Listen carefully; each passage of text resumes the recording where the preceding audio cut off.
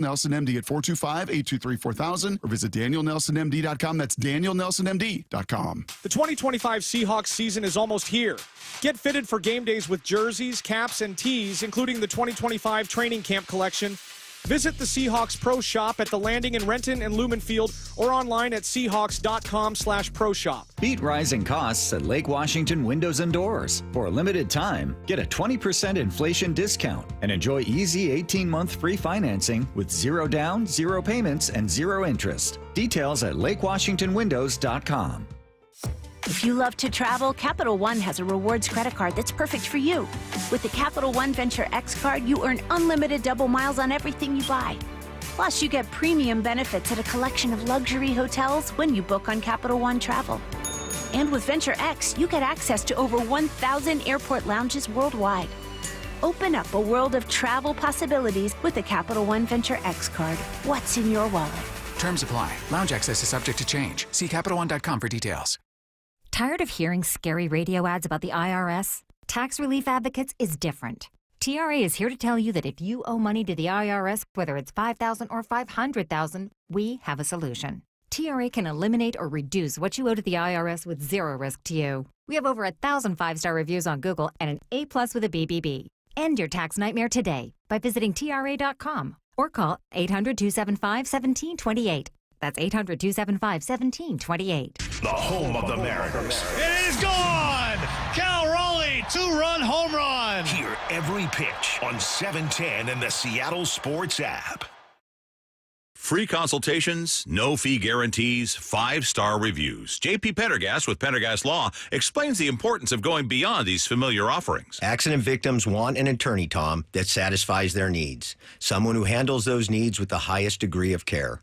Pendergast Law offers the no-fee guarantees and free consultations, but these only scratch the surface. Okay, explain more. We make sure that every member of our team is genuinely passionate about helping others.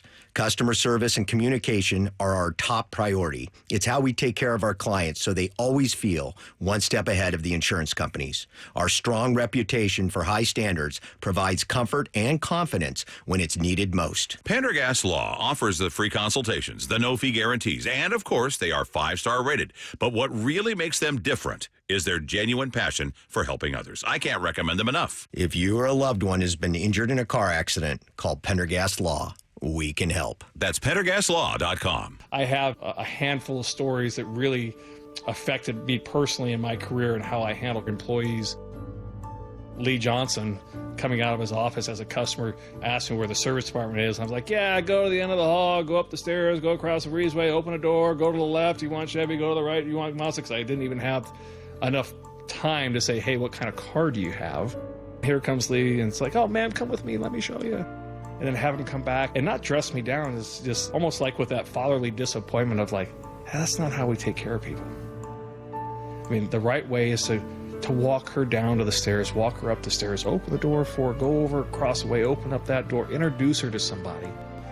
So she's comfortable, she's made it to the right place, and that we value the business. What you did was you made it seem like she was an inconvenience to you. Customers are the purpose of our day. The LJ Way is the Lee Johnson Auto family. This hour is brought to you by Legacy Group Capital's Northwest Fund. From the Quantum Fiber Studio, you're listening to Wyman and Bob. Weekdays 2 to 7. On Seattle Sports and 97.3 FM HD2.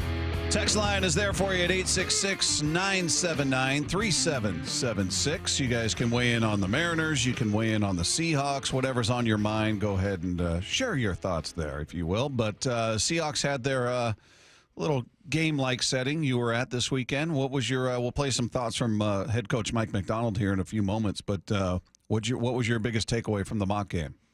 I thought it was cool the way it was run. I mean, they kind of intermittently went, first versus first, second versus second, and they were doing like full, scrimmage basically, and got away with just one injury.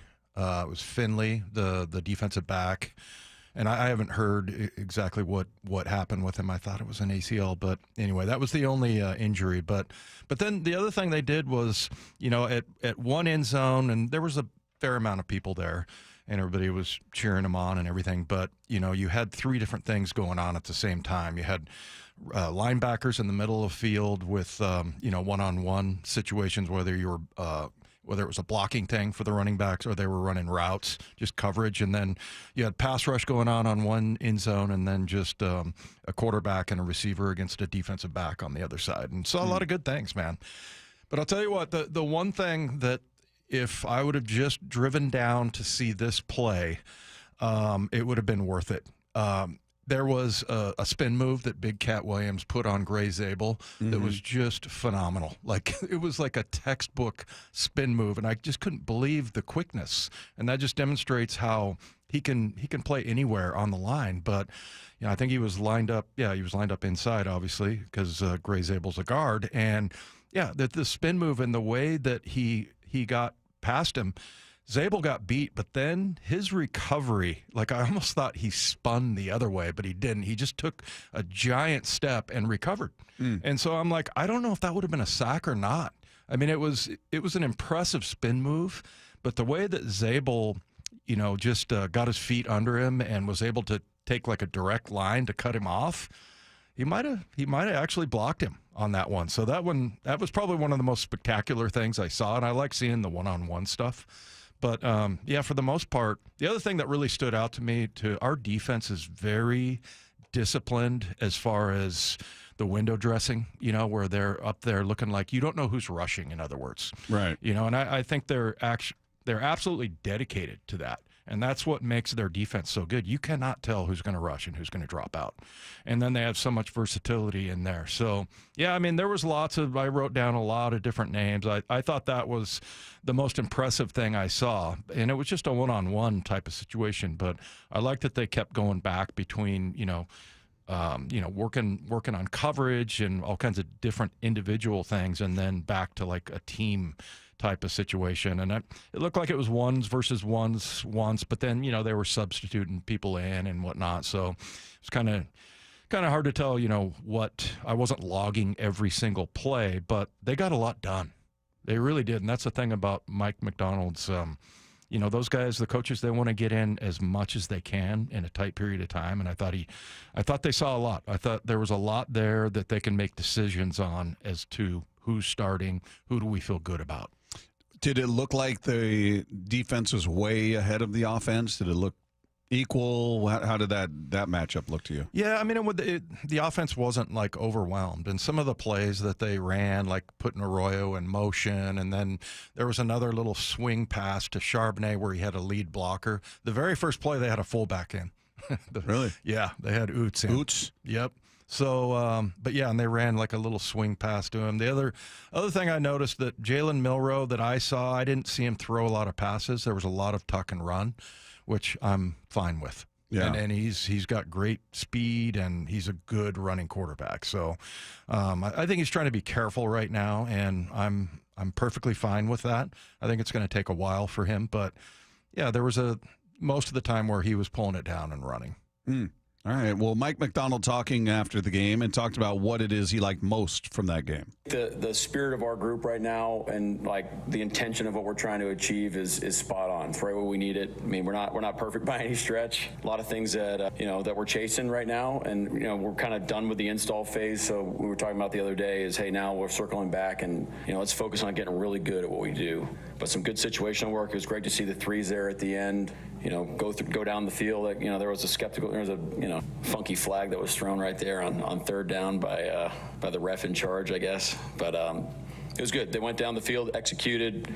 We'll see if that was a touchdown at the end of TB. But guys are in a good spot, but much needed and much deserved day off. I like that he's complaining about officials in a mock game. A bit of a funky flag. I don't know what that guy's looking at, but whatever. In a mock game. I think that one went against the offense. But anyway, yeah. That's pretty funny. He's in midseason form. Yep. He's ready. He's battling. He's chasing edges, Dave. That's what that is. That's exactly what he's doing. No, but it's hopefully, and again, I'm fully prepared. I know we have a different opinion on what we think the offense will do to start the year. I'm kind of preparing myself for a slow start. All right, maybe it's going to take a minute. It's going to take a beat before they really get that their rhythm and get that cohesiveness, if you will, just because everything is so new on that side of the ball. Yeah. Especially at the most crucial position, your quarterback, but whole new offense, new coordinator, new O-line coach, new receivers. I mean, it's just, there's a lot of change there. Totally. New quarterback coach, brought in a run game specialist. Yeah. A couple that you didn't mention. So, yeah, I mean, there's a lot going on, especially when it's your quarterback and your offensive coordinator. So, yeah, it sounded like Mike was pleased. I mean, I think the other thing is this defense is, I mean, we're looking at one of the best defenses in the second half, and they haven't changed a whole lot. I expect them to be that hitting the ground running. Yeah. Yeah. So, the other thing was a couple of the depth positions. I wrote down Nehemiah's number a couple of times. I thought he stood out. I thought he did a good job at corner. So him, and then the other thing that I've worried a little bit about is the depth at inside linebacker. And the guy they call Patio, Patrick O'Connell, he looks great. I mean, obviously he's a depth option because you look at Tyrese Knight out there, I don't know how he does it. He just sifts through blockers and just finds the guy. And then, like, once he gets there, he's got some pop in his bat. Yeah. He really does. But, yeah, I'm kind of worried about the depth there. I thought Drake Thomas looked good, too, and he might end up being a special team guy. But Patrick O'Connell is one guy that's really stood out to me. And then Nehemiah Pritchett, I think, looked really good. So that might solve those two problems. We're talking about, depth at those two positions and how important that is. Mike McDonald after the game also talking about what it is that stands out to him about the rookie class. Well, I think the same things that we were talking about in the spring, the spirit they've had, those habits that they formed throughout the offseason program are paying dividends for them. So the dedication, the work ethic, they've adopted routines. I think the vets are taking a liking to them because how they treat them with respect. They're good guys, but they're also really hard players. Doing their jobs, there's a responsibility there. So it's just a great combination of talent, of ability, of character, football character, and they spend a lot of time with one another. The linemen are thick as thieves, as Jim Harbaugh would say, and it's going to be a fun group to track, over this year and years to come. I like that you went from a coach that used to hate Jim Harbaugh to a guy that quotes him regularly. Another guy I wanted to bring up was Abe Lucas. That guy is such a natural at his position. I think, like I said, I think he might be the most spectacular player. And what I mean by that is that he does things that stand out. That even if you're not like an aficionado of offensive line play, it just makes sense, like when he gets bull rushed, how he drops his weight and he kind of widens his stance, and he's a natural. So yeah, as long as that knee stays healthy, that's another good thing. So, you talk about three of the offensive linemen. I don't know what's going on with Charles Cross. I guess he had to have a surgery on his finger. Yeah, because of a dislocation, which is interesting. I don't know. So maybe he wasn't out there. No, and I was wondering maybe it was a compound dislocation where the bone comes through. Yeah. So maybe that's why he had to get that done. But again, we start, the big mystery is center and guard, and I think that's probably going to continue to go. It'll be interesting to see when Mike finally settles on who are the two guys that are going to play those positions. But you talk about the other three, and I feel pretty good about it. Our coverage of Seahawks training camp is brought to you by The Landing in Renton. It was a tough series for Cal Raleigh. We'll break down what it is we expect out of him moving forward. That is coming up next with Wyman and Bob at Seattle Sports on 710. Blue 88, every day at 7:45 on Brock and Salk. What are you hearing with these young Seahawks? Yeah, the words I continue to hear, betting on themselves. They're betting on themselves because these college kids are coming into the league with millions, But if you're Kobe Bryant, are you going to say, hey, man, on this defense, I'm going to be a great player. And I'm going to go to the market, and I'm going to have 31 other teams bidding for me rather than taking it now. Blue 88 on Seattle Sports. Get the podcast on the Seattle Sports app. It is that time of year. I cannot wait for the weather to get warm like it is now on consecutive days. That means I can break the motorcycle out, ride to work, ride all over the place, and I love it more than just about anything. But I also know that it's not a matter of if, but when you get in an accident, what are you going to do? Well, I'll tell you, when you're injured in a motorcycle crash, don't settle for firms that say they're motorcycle lawyers. Trust the ones who live it. Law Tigers has been a part of the writing community for nearly 25 years nationwide. They're here 24/7 24/7, 365 days a year because riders deserve real support when they need it. Law Tigers is the resource riders can turn to when they are in need. Law Tigers is out at all the events and supporting all clubs and shops. The Law Tigers are always by your side. Your case evaluation is always free. There are no fees until your case settles. The Law Tigers, you never ride alone. Law Tigers, Washington's motorcycle lawyers. Jimmy Cook, 539 Broadway, Unit 104, Tacoma, Washington, 98402. Hey, Brock Ewart here for my friends over at PCF Construction. If you're seeking a complete outdoor living space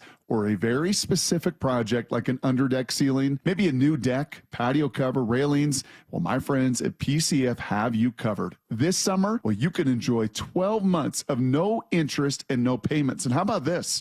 Plus 50% off a design and architectural drawing package, or up to $5,000 off an undercover system. If you're looking at your outside and saying, golly, what a beautiful summer in the Pacific Northwest, and we can't take advantage of it, well, take advantage of these offers today. If you've been wanting that new deck, that new patio cover, make the call. Get online right now and connect with my friends at PCF. You can find all the offer details. You can get project ideas, and you can browse photos at pcfgroup.com or call today at 425-629-8476. Don't let this offer pass you by. It's 425-629-8476. Ryan Reynolds here from Mint Mobile. With the price of just about everything going up, we thought we'd bring our prices down.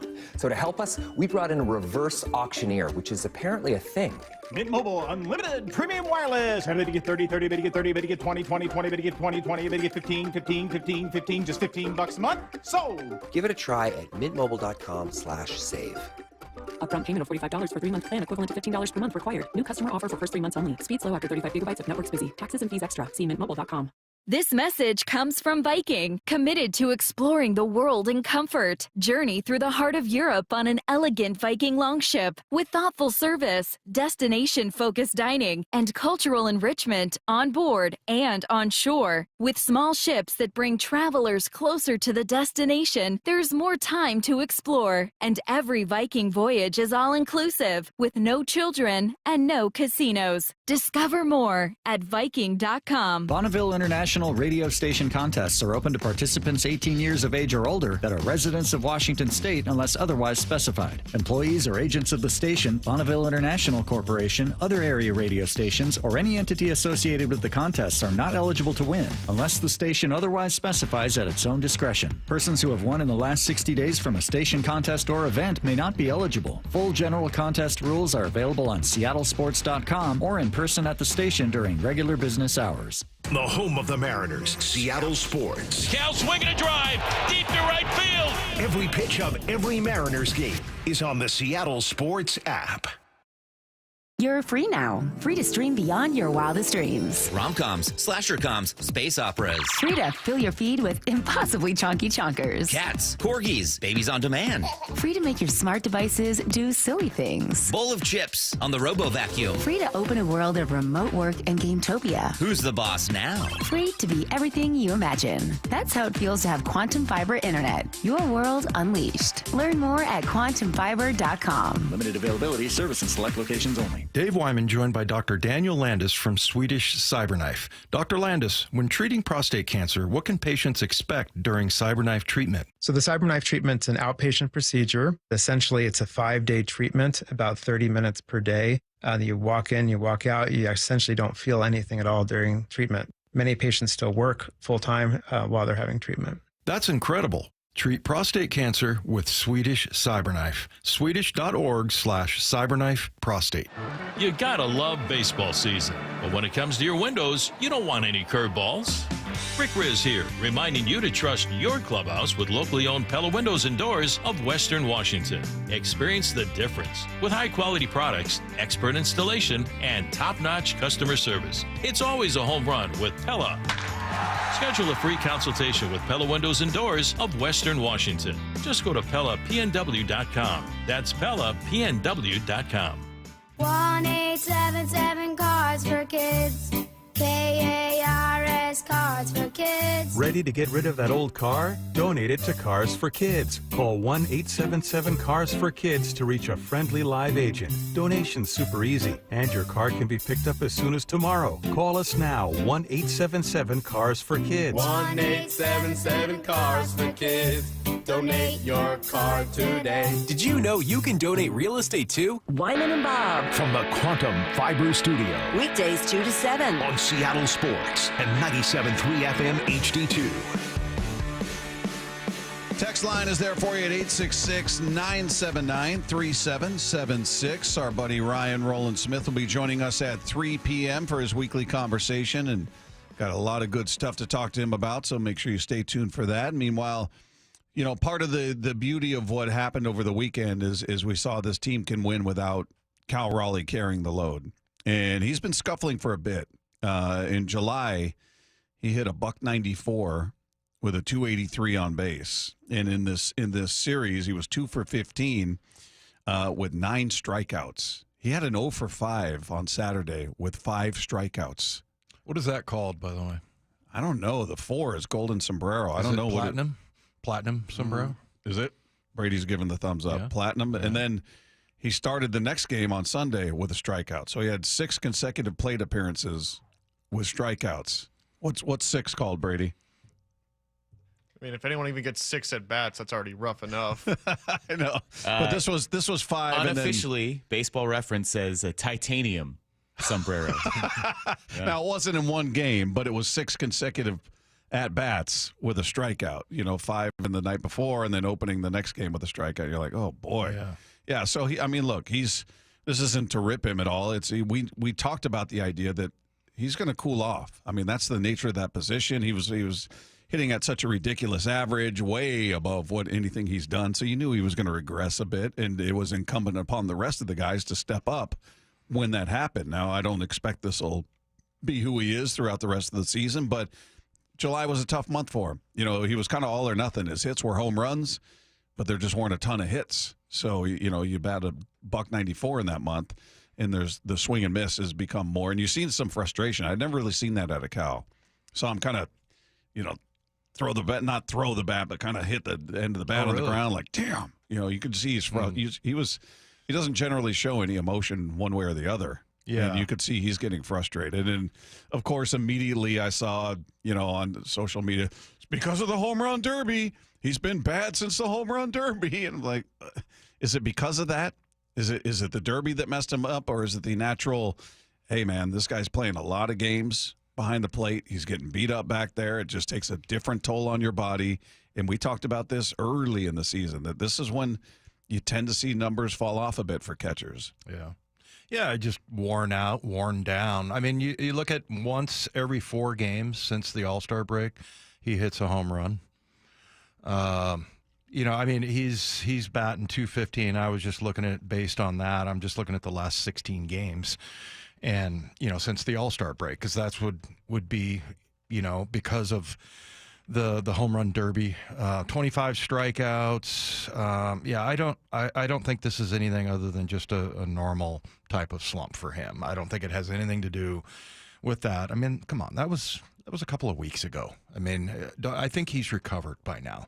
And I don't think a guy that has that much plate discipline is going to just entirely ditch things and lose his mechanics and everything. So, yeah, I mean, I'm not concerned at all. I don't know, is that good, a home run once every 4 games? I mean, I know that the average is not great. It's 215, but that's what he's been for his career, really. I mean, it's been around 220, right? Yeah, it's look, I'm not going to blame the home run derby. It doesn't help your argument that it sort of coincided, his slide. I think it was starting a little bit before the home run competition, by the way, because I do remember he was struggling a bit, and it was on the heels of, remember they had the video of him out there practicing, the derby, and people feeling like that was getting to him, and whether it was his focus or he was worn out from that, what have you. So it started a little bit before the home run derby, but yeah, it's. So what about what makes it? I guess because he was practicing for the home run derby before. I guess so that's why you would track numbers back to that. Yeah, time? I think it started a little bit. My point is, I don't think he was crushing it, and then he did the home run derby, and then he fell off a cliff. He was scuffling a little bit before going into that. So that my point being, I think it's too easy just to go, well, see, it's because he did that. Right. I think you kind of saw it a little bit prior to that. And again, he's not going to remain that hot, functioning at that level for the entire season. It just was not a realistic expectation. And again, I don't expect that this will be who he is either. I think he's going to find that happy medium, and maybe he's hitting around 220 something, and he's still hitting bombs the rest of the year. But yeah, the average was way above anything he'd ever done. He was hitting everything. Yeah. So yeah, I'm not panicked. And again, the beauty is you brought in resources. You brought in Naylor. You brought in Gino, and Julio's starting to find it. And Rosarena's hitting home runs still. And you've got other guys in this lineup producing. You're talking about guys at the bottom of the lineup. So, yeah, it's you don't want anybody struggling, but to know your lineup is that much longer and they can cover. Yeah. I mean, as disciplined as he is with everything that he does, and I mean, do you think that it's still maybe the fact that he has more weapons around him, surrounding him in the lineup, that it might have an effect on him? I feel like that's probably just human nature. Have an effect on, what do you mean? Just going up and not having to be everything. Yeah. And so, if anything, you think he could relax a bit and just go, okay, I can breathe and it's not all on me. The only thing that stood out to me is, he's always had a lot of swing and miss. I mean, he leads the team in strikeouts. He's got 130 on the year. That's kind of been who he's been through his whole career. It's picked up. The pace has certainly picked up recently in terms of strikeouts. But, yeah, the only thing that really stood out where I was like, oh, well, that was different, was him showing a little bit of frustration up there where you could just see that he was like, son of a, and it was visible. And he's just not that guy typically. So how he, it'll be interesting to see how he gets out of it. I think the day out, look, they played 17 games in a row again. So I think there's some fatigue and frustration, and I think this day off is a welcome, respite for some of these guys, including him. So I think, I'm not worried about him. Well, and you said it in the very beginning, and the thing that makes most sense is that, you're bound to wear down at that position.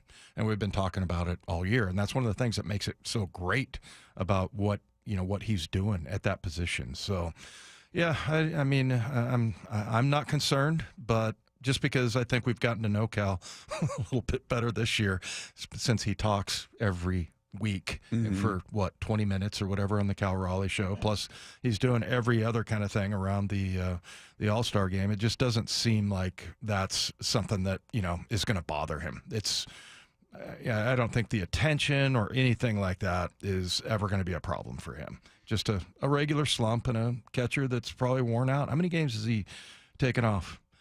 3? 2 or 3? I think it's 3, right? Yeah, fully off in 3. I mean, he's then one he came back DH. in and DH. Yeah, he certainly had a number of DH moments, but fully did not have to get out there on the field at all. 3 games. Yeah. So he's, and at that spot, I mean, that's a lot of baseball, right? Yes, that's just a lot you're asking there, and he's going to be. I don't expect that he's going to get back to the pace that he was at in the first half, because it was just crazy. It was just, we talked about it with Polanco in April. It was like, man, this is amazing what he's doing here, but it is so far beyond what he's done that it's not going to last. You don't expect correct. it. Yeah. Now he went really ice cold for 2 months, but he's kind of gotten back to that happy medium. He's not back to what he was in April, but he's not back to what he didn't. He's beyond what he was in May and June. Talking about Polanco. So I think the same is true for Cal. He was just riding so high. And then July, not a good month. But I think he's going to correct to somewhere in between. Well, and it's just so surprising to me that people would think that it was that something like that would bring Cal down, just because it was what? The Derby? The Derby or the pressure or whatever. I think it's something that gets talked about every year, and it's just become sort of like legend or folklore, if you will. Like, it happened to Bobby Abreu. This guy went in the tank, and this guy went in the tank. It's just like that's just what happens, and it's just not always true. I'm not saying it's never had an impact on a hitter. I'm certain it has, but I don't think that's what the problem is here. But we'll talk to Ryan Rowland-Smith about that and everything else going on with this Mariner team. He's going to join us for his weekly conversation coming up next. It is Wyman and Bob, Seattle Sports on 710. As the calendar flips to August, it's all about the push to the playoffs. Swung on, hot shot down the third baseline. He's gliding into second. Welcome back, Eugenio Suarez, a double. Tomorrow night, Mariners, White Sox. First pitch at 6:40. Pregame at 5:30. Every pitch of every game is on Seattle Sports on 710 and the Seattle Sports app, the home of the Mariners. Hey, it's Bob Stelton here, and let me tell you about one of the best decisions I've ever made in my life. That's when I went to K2 Vision for RLE. That's refractive lens exchange. Now, Dr. Kopstein started K2 Vision with Dr. King from King LASIK, the most experienced LASIK surgeon in the Northwest. King LASIK plus K2 Vision equals freedom vision for every stage of life. No glasses, no contacts, readers, or cataracts. Now, if you're somebody that struggles with distance vision and now you always need a pair of reading glasses, K2 Vision RLE could be your perfect permanent solution to spending your good active years not needing reading glasses. And here's the cherry on top: you never develop a cataract. Now, if you're somebody like me that had a pair of readers in every room of the home, in your car, you had to bring them into the restaurant with you. Otherwise, like me, you couldn't read the menu. That has all been rectified thanks to RLE. So whether it's LASIK, EVO ICL, or RLE, trust the most experienced team of doctors to recommend what's best for you. Schedule your free Zoom consultation today at K2VisionRLE.com. That's K2VisionRLE.com. How we going, mates? It's Ryan Rowland-Smith for Eastside Weight Loss Clinic. If you haven't heard about it already, at the start of this year, I decided to get in the best shape of my life. So I lost 30 pounds of body fat and I kept all that lean muscle. Best decision I ever made. People ask me all the time, what was the motivation to get in such good shape? So a couple of things. Number one, who doesn't want to be in the best shape of their life, right? Obviously physically, but for me, more important mentally. And it starts with a diet, and I finally figured out you can't outwork it. Eastside gave me all the tools I needed to be able to prepare food, have tons of energy, and was never, ever hungry. But there's some other motivators too.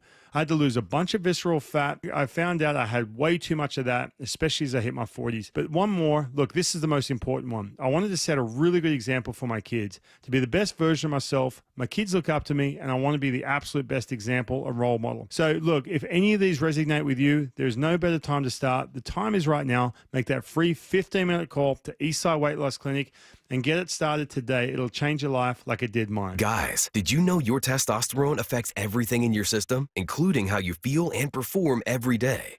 Right now, Revive Men's Health Seattle will check your testosterone for free. Knowing your T levels is the first step in understanding if you have low T. Your testosterone level impacts your energy, libido, sleep, weight, hair loss, mood, and even ED. Maintaining an appropriate T level can change your whole life. Most men start to see changes in their hormone levels in their 30s. Experience and results matter. So what are you waiting for? Get your T levels checked today by local, experienced, and trusted men's health experts. They've helped thousands of men since 2011. They're so confident they can help you, they even guarantee it. Call Revive today and schedule your free testosterone test, free exam, and free consultation.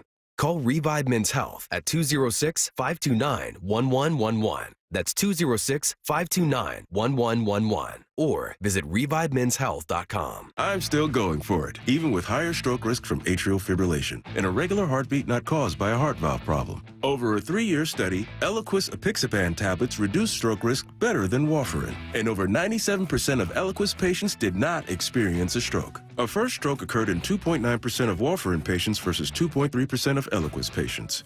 Don't stop prescription Eliquis without asking your doctor. Stroke risk may increase. Eliquis can cause serious and potentially fatal bleeding. Don't take if you have an artificial heart valve, abnormal bleeding, or antiphospholipid syndrome. While taking, you may bruise more easily or bleed longer. A spinal injection increases blood clot risk, which may cause paralysis. Get medical help right away for unexpected bleeding or bruising, or back pain, tingling, numbness, muscle weakness, or incontinence. Aspirin products, NSAIDs, SSRIs, SNRIs, and blood thinners increase bleeding risk. Tell your doctor about planned medical or dental procedures. Learn more at Eliquis.com or call 1-855-ELIQUIS. I just saw 2 houses for sale. Same neighborhood, almost identical, but one had an Orchard sign and it sold for way more. So I asked my friends at Orchard, why? The first house used a traditional agent. After weeks of price drops and frustration, they settled for less than they'd hoped for. The second homeowner chose Orchard and got more. Their local Orchard agent didn't just list a home, they marketed it. They knew exactly which upgrades would attract serious buyers and brought in a pro to handle everything. And even more, with Orchard's Move First, Sell Later program, the homeowner moved into their new home before their old one even hit the market. They skipped all the hassles and showings. Never settle for less. Get more with Orchard, the smarter, faster, hassle-free way to buy your new home, even before your old home sells. Start with Orchard's free home valuation at Orchard.com. That's Orchard.com. Orchard.com. This is Seattle Sports. Streaming through the Seattle Sports app. KIRO AM Seattle. KIRO FM HD2 Tacoma. Home of the Seahawks, Mariners, and everything Seattle sports. Seattle Sports Snapshot. Well, the Mariners get a much-needed, well-deserved day off after taking 3 of 4 from the Texas Rangers to increase their lead over the Rangers to 2 games for that third wild card spot. They're 2.5 games in back of the Houston Astros in the AL West. So Astros start their series with the Marlins today. Astros have lost 8 of their last 10. Meanwhile, the Marlins have won 8 of their last 10, 5 in a row. So hopefully they remain hot in that series. Mariners get back to it tomorrow when they welcome the Chicago White Sox to town. Meanwhile, other things going on. Shedeur Sanders has said he doesn't want his father Dion to visit him in training camp, saying he wants to first get to where I want to go. Dion apparently went to go see his other son Shiloh at the Tampa Bay Buccaneers training camp, but Shedeur said, quote, I don't want him coming to see me right now because I want to get where I want to go, then for him to come see me. I don't want him to come out here and I get a couple of reps and he's cheering like a good dad. Snapshot, brought to you by Miller Lite. When it's game time, it's Miller time. This hour of Wyman and Bob is brought to you by K2 Vision. I actually talked about it on You Betcha on the podcast. He is an unrivaled source of baseball knowledge. Anyway, what were we talking about? A guy who always has your back. Pants back on, try and make the uniform look sweet in a split second. Come out, and I'm trying to open the door. I'm like, what the? And I said, listen, buddy, put your babysitting shoes on because Dad's going out for Father's Day. You got to watch Top Gun. You guys don't listen when I speak. I'm talking to a brick wall right now. Ryan Rowland-Smith, every week with Wyman and Bob. That's the open right there. He's here, everybody. Joins us each and every week talking Mariner baseball, and apparently he's not on video today. He's in his car. He's coming back from his camp. Why come he's not there? He's with us on the Emerald Queen Casino Sportsbook hotline. Ryan Rowland-Smith. Yeah. I've got bigger fish to fry, boys. Today's a big day. You're out there hanging out with Brian Wu and, just talking baseball with a pro, and you're like, I got to go talk to these two schmageggies here. Let me take a beat, Brian. No, I got to say, man, I got to give it to him. He was unbelievable with these kids this morning, man. I like being around Brian at the field, whatnot, but these kids, they'll never forget it. He was amazing. He really was. On a serious note, he was really, really good. So we had a blast out there today for 3 hours, and I'm a huge Brian Wu fan if I wasn't already. He's unbelievable. So it was great. That's cool. That's very cool that he did that. If I were a kid out there, I would have been like, really? Brian Wu's going to be out there? I'm there. Was that your most well-attended day? Do you sell like individual days, or is it a package thing? Well, I do. We usually do weekly camps. I'm at the Aqua Sox tomorrow for 4 days. That's going to be a big one. There's still space if you want to check it out, nextgenbaseball.com. Don't mean to plug it, but that's usually a week one. But this is just like a special one-day one. It's super cool. So, yeah, like I said, man, he was great. He was amazing. Well, that's cool. Very cool to hear. Yeah. Hey, what about this Mariner team taking 3 of 4 from a series that was incredibly important because the Rangers were right on their heels. Obviously, they've been tied and up a game, down a game, all of that. But to take 3 of 4 and do it, we were talking about Cal scuffling through the month of July, and this was not a good series. Yeah.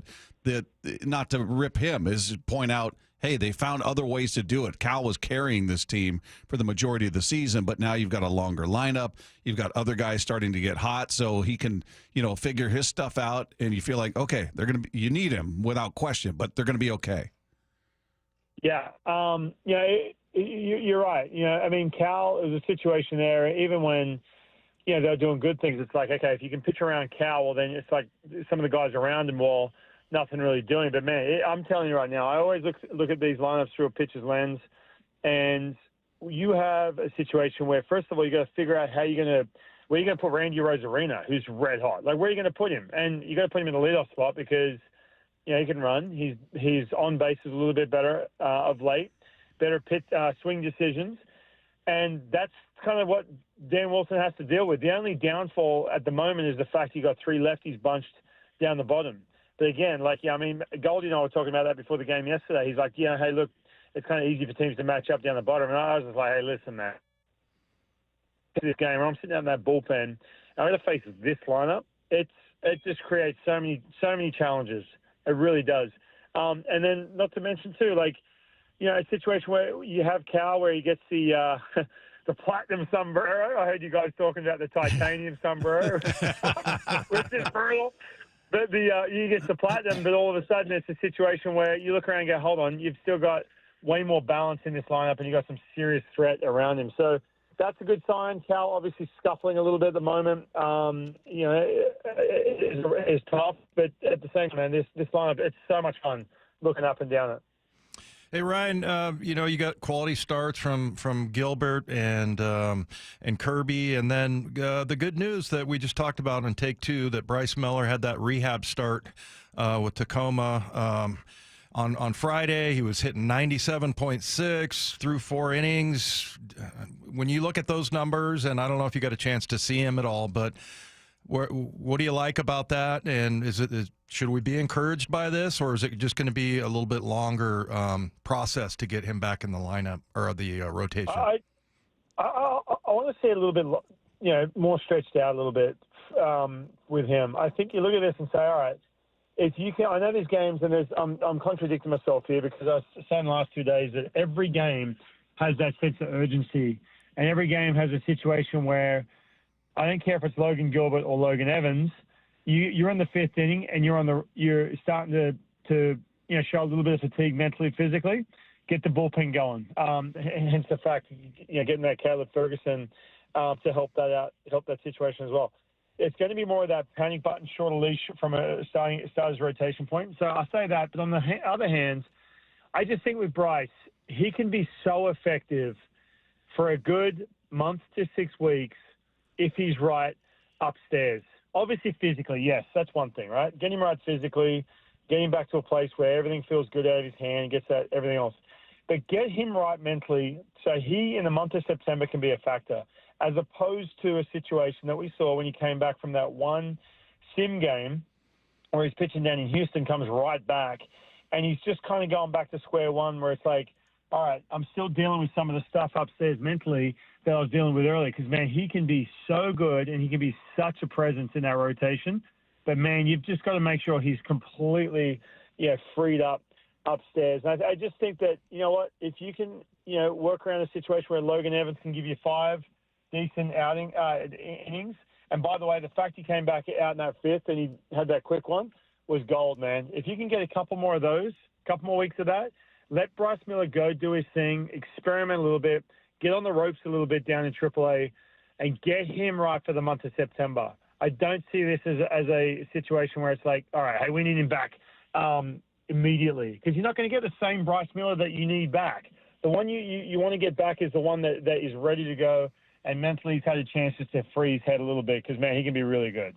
Hey, just back to Cal for a moment. Because it's inevitable, Ryan, and I'm sure you know this, that as soon as those struggles happened, people started pointing to the All-Star break and the home run derby and saying, well, that screwed him up.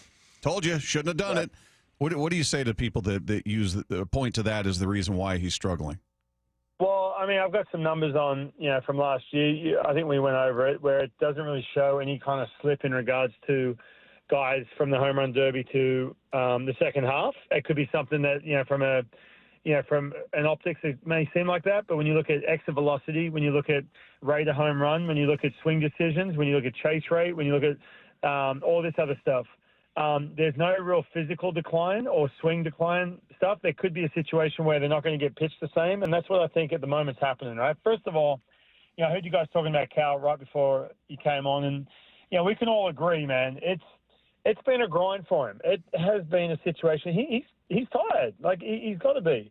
And it doesn't mean that he's cooked for the rest of the year. It's been a tough stretch of late. This off day for him, and here I am as I say this. I got Brian Wu out there in the sun for 3 hours yelling at kids. Isn't he pitching tomorrow? Yeah, he's pitching tomorrow. I've got him doing the hat swipe contest with a 10-year-old. And by the way, he didn't even ease up. I've got this hat swipe contest I do at my camp, and he didn't. I was like, dude, let the kid win. He didn't even let him win. I couldn't believe it. But I'm sitting there, and he's done the 150th photo with every kid because he's such a legend. And I'm sitting there going, man, this guy's going to pitch tomorrow, and it's an off day. And for a team, it's been few and far between of late at this time of the year. This off day will serve him really well. The other part of this is, too, home run derby or not. You go away in that all-star break, and you go away and you're outside of your bubble in regards to your teammates. And you already know, look, I'm not being silly here. You already know that everyone thinks from national perspective, people know who you are now. But then all of a sudden you get to a place where you're on a different stage and you're around guys who are your peers who are at that all-star game. And the way they talk about you, like all of a sudden you are a major, major threat, which he is. And so you come back into that second half. You know the fact that now you start hearing the chants for the MVP. You start looking up at the numbers, going and doing some calculating in your head. You'll never admit that, but you start looking at, man, how many home runs could I hit? Well, everything else that goes on with it. And by the way, you know you're going to get pitched differently, straight up out of that break. You are going to simply get pitched differently. And I think with Cal, there was a time there early on this year, I think it was around late May, heading into, late June, where his swing rate went through the roof. He was swinging at a bunch of stuff, and he was working for a little bit. But then all of a sudden you start realizing that, man, okay, I'm going to get that breaking ball out of the zone, 0-0, and I'm going to get doubled up and get 1-0 or 0-1 out of the strike zone as well. And you're seeing a little bit more chase on that. And so I think with Cal, when there's a little bit of recalibration here where he starts maybe just being patient or he lays off that one pitch and he gets to a situation where it's like, I've got you 2-0 right here. And if you're going to cough up a pitch, you know why? Because I've got behind me in Suarez and Josh Naylor, then all of a sudden I can hunt a pitch. And so I think there's a little bit of a recalibration going on now because, man, they are pitching him extremely different. They're not giving him cookies. They're getting him pitched in the zone, but it's so different. And he's just, at the moment, just got a little bit of that chase going on. But I think he'll recalibrate and be okay. But, yes, I do feel like, man, I don't care who you are. When you go through the stretch that they've gone through, off days are huge, man. So today's a big day for Cal Raleigh. Hey, you said that Brian Wu wouldn't let the kids win. Kind of like you with your 6-year-old son firing pickleballs at him, right? I mean, I'm training. First of all, I'm training him up to take on Lesko. See, this is what Lesko doesn't understand. Oh, so he's passing it off now. Oh, okay. The 6-year-old's going to beat you. Yeah. I play the long game here, Lesko. What I do is, you're like, I'm going to beat you at pickleball. I'm like, oh, yeah, I talk a big game. But what I'm doing behind the scenes, I'm training a young 7-year-old stud. He's going to be 7. Well, he's going to be 7 in December.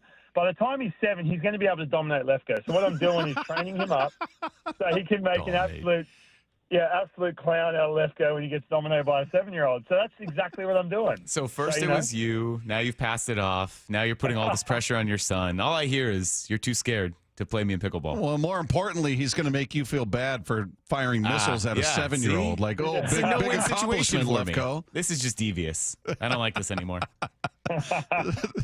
It's a no-win situation for Lefko. I love it. That's right.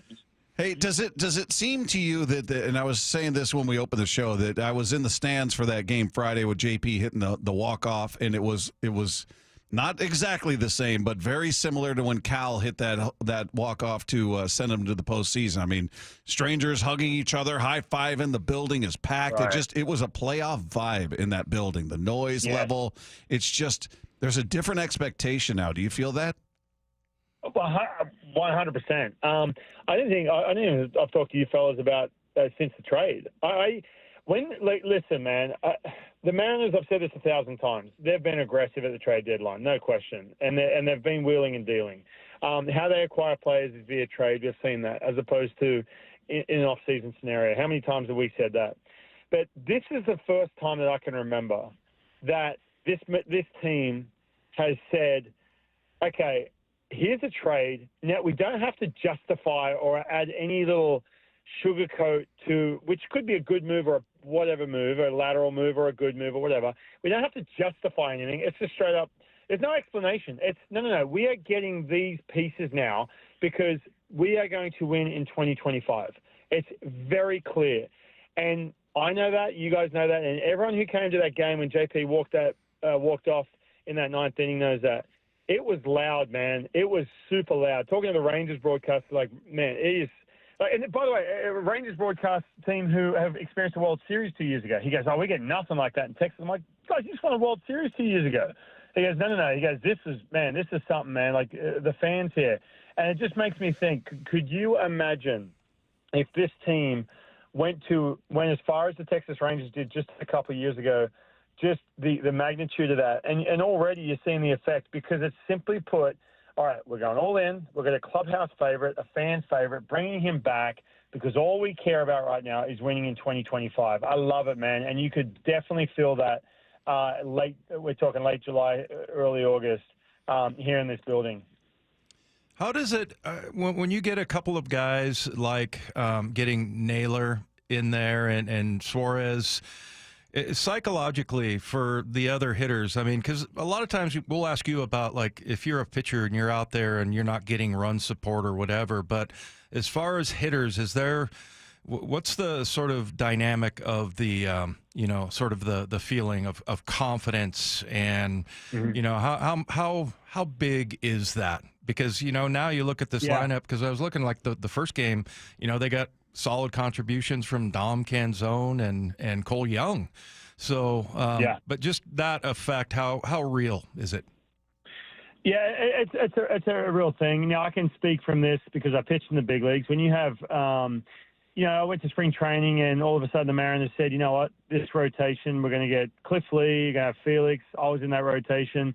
And it was a situation where they were like, okay, this is how we're going to bolster it. And it was good, man, to be around guys like that, to be in a situation where you're looking around and going, man, you can learn a lot when you stand around the cage, that's for sure. There's a different approach. There's a different conversation when a Josh Naylor walks in the dugout after let's say he breaks a bat and rolls over the second base. Him walking in the dugout he may not say anything, and it could be a presence, or he might say something like, oh, hey, man, he's throwing this pitch, jump on it if it's out over the plate, or something like that. I know it sounds super, generic, as opposed to someone coming in the dugout, and I've experienced this too. Oh, man, that cutter just got in my hands. Man, that thing's nasty, or that's good. It's just a different vibe because you're around guys who have been there before, dominated, guys who have gone 0 for 8, 0 for 15, and nothing changes. They're like, yep, I'm all good. I'm down. I don't care. I'm just about to rip something. And that's the difference, man. That's why those guys are so successful, because they can get to a place, Naylor being one of them, doesn't say a whole lot, but he has that presence about him. It's like, dude, you're not going to beat me more than once, man. That's just the way it's going to go. And that's kind of the way it is. He swings and misses, and you see him give that stare back out to the pitcher. It's like, no, we are in control here. And there's a different mentality when you're around guys like that. And by the way, yes, look, we all know this, right? Gino Suarez, just his presence, it reminds me so much of certain guys I play with. I'll throw Mike Sweeney out there, man, because I love Mike, and we have some epic conversations all the time. And that's how it was with Mike Sweeney. The guy was 35 years old. He'd already been in 5 All-Star games and, was 15 years in the show at that point. But you just had that thing about him that he made you feel like you guys were the presence and you were coming into our house. And you had to try and it was going to be a tough day. And so that presence really makes such a difference. Ryan, do you get the sense we're going to see Julio go on a tear here? He hit his career home run number 100. He's the first player in Major League history with 20-plus home runs, 20-plus stolen bases in each of his first 4 career seasons. Youngest player in history to record his 4th career 2020 season. So he's achieved a lot of milestones with what he did over the weekend. Do you feel like, hey, this is the version we've been waiting for? Yeah, I'll get to that in one sec. I do want to say this too, just back to my point about that presence. If you guys were paying attention, or your fans or your listeners of the show were watching, the complete opposite to what I was just talking about. I'll get to Julio in 1 second. is Jock Peterson on the Texas Rangers side. Yeah. He's a guy, you know what I'm saying? Oh, yes. That's the difference, man. If that gives you some sort of, oh, yeah, I get what you're saying, that presence at the, and I don't know the guy. I don't know him at all. But I'm just watching this, and again, I've been down in the dugout, so I know exactly what the feeling's like. I'll watch him in between innings, and I'll watch him walk back into the dugout. I'll pay attention to that stuff, and I'm sitting there going, man, that's the complete opposite. Guy you're paying $18 million a year to, and he rolls in and he's smirking, carrying on, whatever. It's like, bro, you're hitting 150. Like, that's the difference, and that's what I'm talking about with that presence. Now, back to Julio. Look, we always talk about, okay, pull side power and everything else. Well, he did something the other day where he drove a ball, little hanging slider into right field. Stayed inside out at boom, right center field. We've seen that all year, man. We've seen that power where he can launch that or line drive that ball into right center field. You're like, awesome.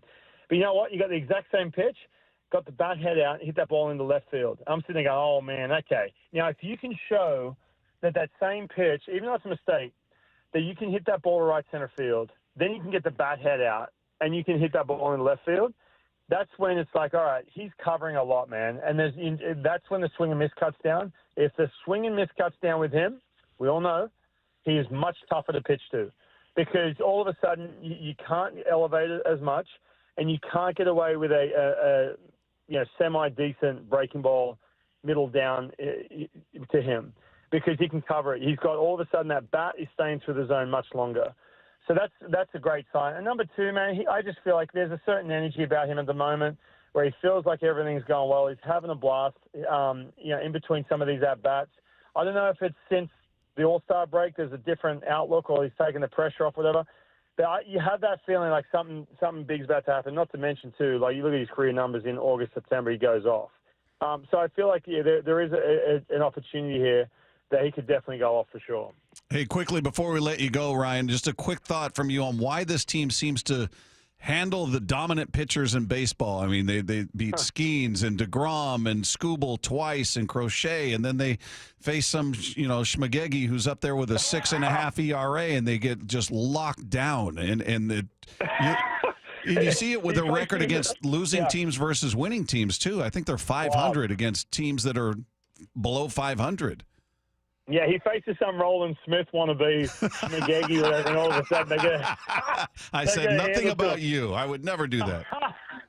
No, I said it. No, it's weird, man. Like, it's not weird. I mean, I think maybe DeGrom had a little tell or something, but again, that's the game now. Like, first of all, if you're tipping pitches, that's the same as if telecasting your curveball early. Like that's just part of the game. And I think he had a bit of a show because I was sitting on that heater as opposed to laying off some of the breaking balls.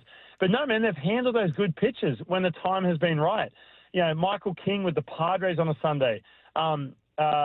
Garrett Crochet back in Boston on a Sunday, that last game. We saw DeGrom yesterday.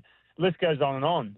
They've dominated really good pitching. It's super, super encouraging. You know why? Because if they get to October, there's going to be this situation where the pressure is going to be on that plus pitcher to you know what? You've got to execute. You get to pitch number 3 and 4 in an at-bat, you got to execute. So that's huge. But at the same time, it can pull your hair out sometimes. Like, dude, you guys should be owning this guy.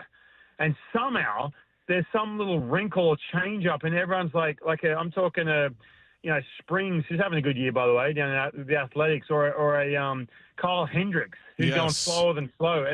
And then it sucks for me because now I got to justify or say why they couldn't hit him. And I'm sitting there going, man, I just want to be like, how can he not?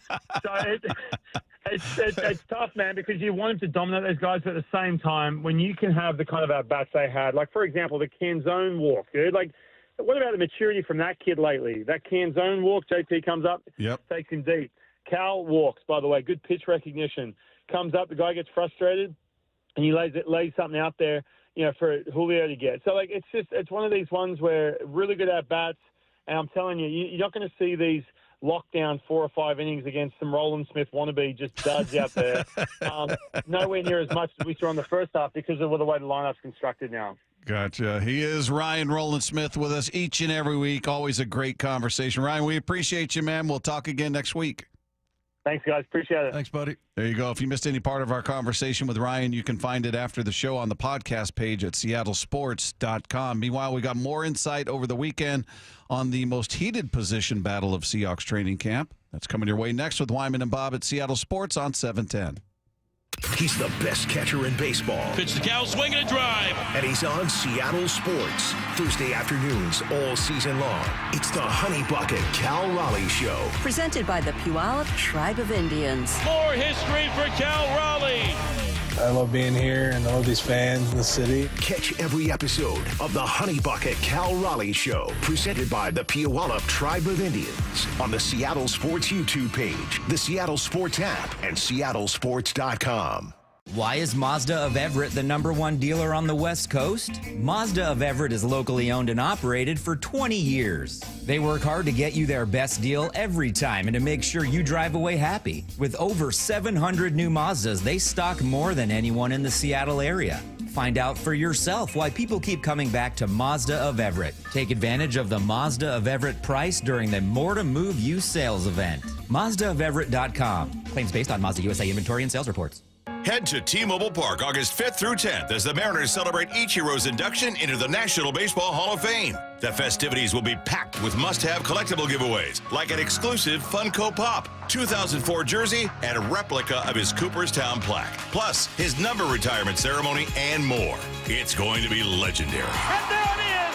He's the new all-time hit king in Major League history, number 258. Get your tickets at mariners.com/Ichiro. Did you hear? A recent stash of $10 gold Liberty coins from the 1800s has been found. These gorgeous gold coins are as bright and shiny as the day they were struck in the late 1800s. And less than 200 of these gold coins are available. Coin experts are calling this gold find an incredible opportunity. Call 1-800-917-4635 and you are guaranteed a $10 gold Liberty coin minted by the U.S. Mint in the 1800s. But with extremely limited availability, you must call now. These gold Liberty coins from the 1800s are still in uncirculated condition. That is history you can hold in your hand. To learn more, call 1-800-917-4635. Call now and you'll receive a free American Coin Collector's Bonus Package, a $40 value, free with every order. Call 1-800-917-4635 now to secure your $10 gold Liberty coins dated from the 1800s before they sell out. That's 1-800-917-4635. This is the story of the one. As a safety manager at a manufacturing plant, he does everything he can to keep his coworkers safe. From finding ways to reduce risks to keeping safety supplies in stock. And for that, he relies on Grainger. Grainger offers a broad range of quality products and next-day delivery, so he can always play it safe. Call 1-800-GRAINGER, click Grainger.com, or just stop by. Grainger, for the ones who get it done. This is the story of the one. As a lineman, he does whatever it takes to keep the power on in his community. And he wants a partner like Grainger who does the same. Grainger offers the professional-grade products he needs, from voltage detectors to harnesses to hard hats, plus fast, dependable delivery, so he can rise to every challenge.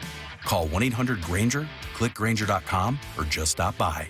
Grainger, for the ones who get it done. You gotta love football season, but when it comes to your windows and doors, you don't want any fumbles. Steve Rabel here, reminding you to trust locally owned Pella Windows and Doors of Western Washington to tackle your project. Their selection of windows and doors can't be beat, and they'll give you top-notch customer service with no trick plays. Schedule a free consultation with Pella Windows and Doors of Western Washington. Go to PellaPNW.com. That's PellaPNW.com. The home of the Mariners. Left off to center. It is on its way. Julio, 2-run home run. Hear every pitch on 710 and the Seattle Sports app. This might be the most surprising statistic I've shared in decades of doing local news. More than 75% of commuters will be involved in a car accident at some point. JP Pendergast of Pendergast Law with more. What makes it more surprising? The average person will be involved in 3 to 4 collisions in their lifetime. With accidents unbelievably prevalent, what are some safety tips if it happens to you? Safety first. Secondary collisions are not uncommon while awaiting help. Turn on those hazards and remain in a safe place. If a bystander witnessed the accident, capture their information and encourage them to remain at the scene. Seek medical attention immediately if needed, as delaying can be a costly mistake. Lastly, remember that statements made to police and insurance adjusters can affect your case. Collisions are more common than we'd like to think. If you find yourself in one, follow these helpful tips and then call my friends at Pendergast Law. If you or a loved one's injured in a car accident, call Pendergast Law. We can help. PendergastLaw.com. History, it had the gold rush. Then came the oil boom, the tech boom, but right now it's the Wi-Fi boom, and Xfinity Wi-Fi is booming. Xfinity has everything you need to tap into the Wi-Fi boom with seriously powerful and seriously reliable connection. It's got 99.99% network reliability and incredibly low lag, so your streams are smoother than making a decision on what to stream. And did I mention that you can even connect to hundreds of devices so you, your kids, your parents, your poker group, and whoever else is at home can all experience the Wi-Fi boom with Xfinity. And the Wi-Fi isn't the only thing that's booming. Get the most reliable Wi-Fi and our best in-class equipment for one consistent price for 5 years guaranteed all in. Plus get unlimited data included and no annual contract, all with the 5-year price guarantee from Xfinity. Visit Xfinity.com, call 1-800-XFINITY or visit a store today. Restrictions apply, not available in all areas. New residential customers only. Select plans only. Xfinity Gateway with X5 Complete required for unlimited data except in certain areas. Most reliable Wi-Fi based on Open Signal Awards USA Fixed Broadband Experience Report, August 2024. Actual speeds vary. This hour of Wyman and Bob is brought to you by K2 Vision. Wyman and Bob. From the Quantum Fiber Studio. Weekdays 2 to 7. On Seattle Sports and 97.3 FM HD2. Our thanks once again to Rowland-Smith, who joined us in the previous segment. In case you guys are just tuning in and missed that conversation, you'll be able to find it on the podcast page after the show at seattlesports.com. Just click the podcast tab. Scroll down to our picture, click on that, and it'll be right there waiting for you as it is each and every night. And don't forget, you can click subscribe and never have to worry about it again. It's totally free. Just shows up for you. It's beautiful. And a reminder that today is the final day you can enter to win 4 tickets to watch the Seahawks host the Chiefs on Friday, August 15th. All you need to do is open the Seattle Sports app and click the Win tab to find out how. If you don't already have the app, just text the word app, APP, to 866-979-3776. We'll send you a link to download it. It's totally free, so there you go. Meanwhile, had the mock game over the weekend and a lot of eyes on the O-line. You were talking a bit about that earlier, Dave. How do you think, do you get a sense of, we talked about the battle is really for 2 positions, right? You feel like you got your tackles in Cross and Lucas, assuming health for both. Grace Abel, your number 1 pick, or your first round pick, I should say, is going to be your left guard. It feels like it's a battle for center and right guard. So we'll play some cut from Mike McDonald here on those 2 things. But what was your takeaway just from those 2 spots? Did you zero in on the right guard battle and the center play? Yeah, a little bit, and they're kind of changing things around, and it's really hard to tell like who they're favoring right now. And I don't know, we'll get some insight from Mike here in a second, but. Yeah, I mean, I think if you had to do it right now, it would probably be Olu and Bradford. But I don't know if Bradford's in the doghouse. That's the only question I have. Because again, and I can't even remember, I think it was on a run blocking drill. Bradford he can't be moved. Like he's incredible. I mean, if he can get his head right, he is one of the most powerful players on the field, basically. Yeah. He's kind of like Leonard Williams. But, I don't think he has the range that Leo does, but still, I mean, he just physically, he is a factor. So that's what I would think right now, Olu and Bradford, but, maybe Sundell. And then, Mike asked one of the questions, Jake Sundell, maybe he ends up being, Jalen. He could be kind of a good, backup. He can play every position. Right. And that's one of the reasons why they had him active last year. But so I don't know. I mean, I have thought or hoped that he would be the center and then Bradford would be in there at guard, just because there's so much to be taken advantage of with him. I mean, with Bradford, he's just so physical. Yeah, it's amazing. Did you see much from Christian Haynes? Yeah, a little bit. I mean, it was kind of hard to tell. I mean, here's the other thing. You're playing against a really good defensive line and a good defense just in general. So there was a couple of times on running plays where there was free runners, guys in the backfield coming through. So, I mean, it's difficult, but Yeah, I mean, I think for the most part it feels like it's starting to come together, and I would say that would be what I would guess right now. But I don't know. I mean, Christian Haynes, they've been using him at center. That's kind of a big move, and for them to do that, they have to be pretty committed to it. Well, Mike McDonald on Saturday talking about how they're going to make their decision, at least when it comes to right guard. Well, I think you're looking for chemistry initially, overall consistency, execution. I think it's that simple.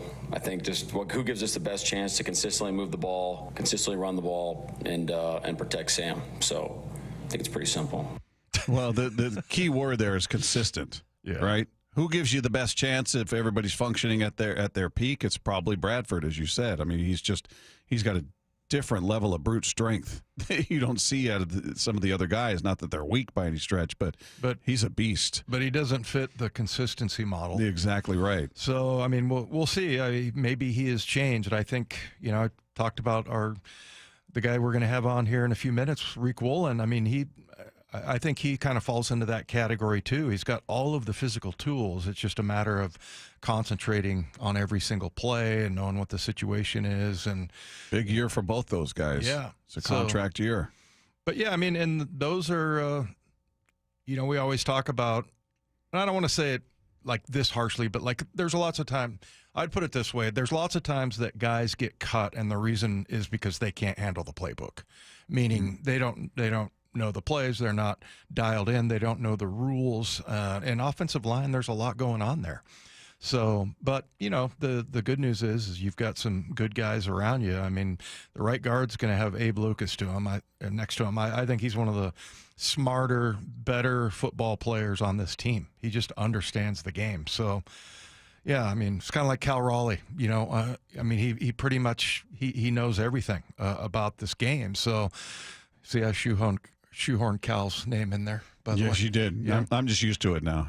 I thought maybe you were going to count, like make a little check mark or something. I should get a little chart here. Yeah. We were talking Seahawks, and Cal came up again. Yeah, but I mean that's part of it, right? Is you've got to be smart, and so there's lots of, and Mike says it all the time. Like they asked him a question about the running back at the press conference, and he goes, "Well, number one, thing we need, the number one trait is intelligence." Mm-hmm. So yeah, it's important to him, and that's where I think Bradford hopefully is getting better at that point. But I don't know. I mean, we'll see. And if he's not in there, it won't be because he can't do the job. It's because he can't concentrate and learn the playbook. Well, you brought up Jalen Sundell earlier. Mike McDonald breaks down what it is he likes about him. Well, he's really smart, and he's a great athlete. We know that. But he's shown his physicality as well. Like a guy, he's not the biggest lineman of all time, but he can hold his own on some of the power rushes. He's shown the ability to do that. And, the combination of moving people off the ball and being able to hit his targets in the second level have been impressive. He did it last year. He's done it throughout the whole offseason program. So he can pop around. We're upping a little bit of tackle right now because of our tackle situation, just to keep him warm there, and he doesn't miss a beat. They have him out at left tackle? He could play anywhere. Who was playing left since Cross wasn't there? Yeah, that's a good question. I think I saw Jarrell. Oh, okay. I believe. But, yeah, I mean, and he can play out there. But, like you said, Sundell can play left? He can play tackle, guard, anything. So, yeah, I mean, that'd be interesting. Who's the guy? Joey? What was Joey's last name? The little lineman? Joey Hunt? Hunt. Yeah. He was always, like, I remember seeing him play tackle, play guard. I mean, during the preseason, they would put him in anywhere. And he was such a smart player. It didn't matter. Didn't matter, his size or anything. And I love, and I've heard that about Sundell from the very beginning, that they loved him because he's so smart. Yeah. Well, it's going to be an interesting battle. We'll see what it looks like Thursday. Thursday's preseason game number 1 against Geno Smith and Pete Carroll and Jamal Adams. It's it's a version of the Seahawks out there, but we'll see what, I don't know how much they plan on playing starters or, what he needs to see. Talking about Coach McDonald, what it is he wants to see and how often he's going to put those guys out there. He said we're not going to see starters this game. And I don't know if that is for the entire preseason, but yeah, he's pretty much made that clear. So, boy, I would think with all the newness on offense, you'd want to get starters some action, right? Was it Sean McVay that started that? Yeah. He didn't play anybody. It's just a rule there. But if he had that much change on one side of the ball, wouldn't you want to say, we got to get these guys some game action just to give them a drive or two, right? I would think so. I mean, that's what I would do if I was coach. But, I mean, I think he feels like it just depends on how much he likes their practices and that they're getting everything done. There's lots of times they go long out there. So our coverage of Seahawks training camp is brought to you by the Landing in Renton. Meanwhile, the biggest opportunity this season awaits the Mariners. We'll tell you what that's about coming up next with Wyman and Bob. This is Seattle Sports on 710. As the calendar flips to August, it's all about the push to the playoffs. Swung on, hot shot down the third base line. He's gliding into second. Welcome back, Eugenio Suarez, a double. Tomorrow night, Mariners, White Sox. First pitch at 6:40. Pregame at 5:30. Every pitch of every game is on Seattle Sports on 710 and the Seattle Sports app, the home of the Mariners. Well, this is that time of year, warm weather, no rain, a perfect time to get out on the motorcycle, which I've been doing every day. Did it again today, rode to work, and I know there's a lot of risk that comes along with that, and I'm luckily to this point somebody that has not been involved in an accident, but a lot of riders are listening to the show. I've heard from you guys on the text line, and if you're somebody that has been injured in a motorcycle crash, do not settle for a firm that says they're motorcycle lawyers. Trust the ones who actually live it. That's Law Tigers. They have been around forever. You've seen them. You know them. They've been a part of the riding community for nearly 25 years nationwide. They're there 24/7, 365 days a year because riders deserve real support when you need it most. And Law Tigers is the resource riders can turn to when you're in need. Now, you see them out at all the events. You see the vans, you see the tents, you see the billboards everywhere, but they're out there at the events. They support all the clubs, all the shops. They are always there by your side. And the beautiful thing is the case evaluation is always free. There are no fees until your case settles. So they don't get paid until you get paid. The Law Tigers are there for you. You never ride alone with Law Tigers. Washington's motorcycle lawyers, Jimmy Cook, 539 Broadway, Unit 104, Tacoma, Washington, 98402. At Fisher Investments, we may seem like other money managers, but we're different. What makes you so different than the rest of us? We ensure clients receive unparalleled service at every step of the relationship. Tell me more. Our investment counselors focus on service over sales, prioritizing clients' needs. How do you make money? We don't sell any commission-based products. We have a simple management fee based on the value of our client's portfolio. So we do better when our clients do better. What about client portfolios? We get to know each client, their finances, family, health, lifestyle, and more, and then we tailor a portfolio based on their specific goals and needs. Your clients really come first then, huh? Yes, we make them a top priority. Our goal is helping them achieve a comfortable retirement. Wow, maybe we are different. At Fisher Investments, we're clearly different. Learn more at FisherInvestments.com. Investing in securities involves the risk of loss. Hey, Brock Ewart here for my friends over at PCF Construction. If you're seeking a complete outdoor living space or a very specific project like an underdeck ceiling, maybe a new deck, patio cover, railings, well, my friends at PCF have you covered. This summer, well, you can enjoy 12 months of no interest and no payments. And how about this?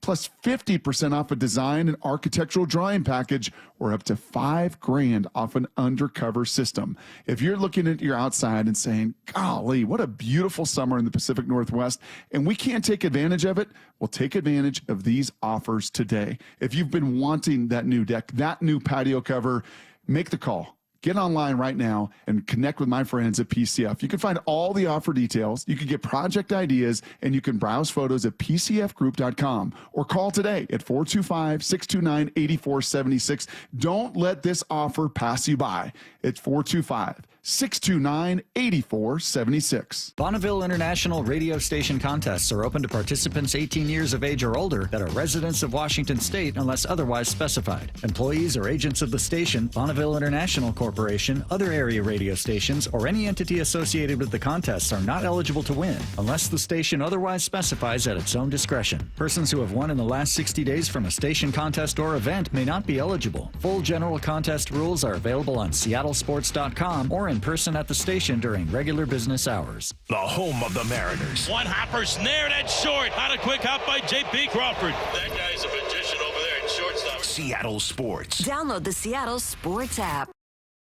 Dave Wyman joined by a very special guest, Dr. Daniel Landis. He's on the Swedish CyberKnife team treating prostate cancer and accepting new patients. Dr. Landis, what could patients expect during CyberKnife treatment? So the CyberKnife treatment's an outpatient procedure. Essentially, it's a 5-day treatment, about 30 minutes per day.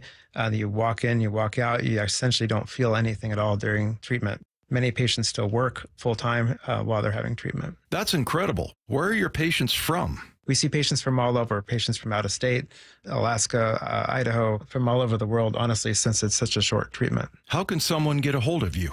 Yeah, I would encourage patients to reach out to us directly. We'd be happy to schedule a consultation. Thank you, Dr. Landis and the team at Swedish CyberKnife for the wonderful work they do. And remember, you don't need a physician's referral. Treat prostate cancer with Swedish CyberKnife. Go to swedish.org/cyberknifeprostate. That's swedish.org/cyberknifeprostate. I just saw 2 houses for sale. Same neighborhood, almost identical, but one had an Orchard sign and it sold for way more. So I asked my friends at Orchard, why? The first house used a traditional agent. After weeks of price drops and frustration, they settled for less than they'd hoped for. The second homeowner chose Orchard and got more. Their local Orchard agent didn't just list a home, they marketed it. They knew exactly which upgrades would attract serious buyers and brought in a pro to handle everything. And even more, with Orchard's Move First, Sell Later program, the homeowner moved into their new home before their old one even hit the market. They skipped all the hassles and showings. Never settle for less. Get more with Orchard, the smarter, faster, hassle-free way to buy your new home, even before your old home sells. Start with Orchard's free home valuation at Orchard.com. That's Orchard.com. Orchard.com.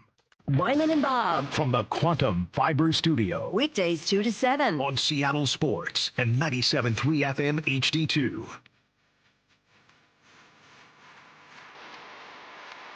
Coming up at 4 o'clock, our conversation with Riq Woolen. You don't want to miss that. So stick around for that conversation. Meanwhile, there are 49 games left in the regular season for this Mariner team. What's your level of confidence, Dave? Scale of 1 to 10 that they make the playoffs?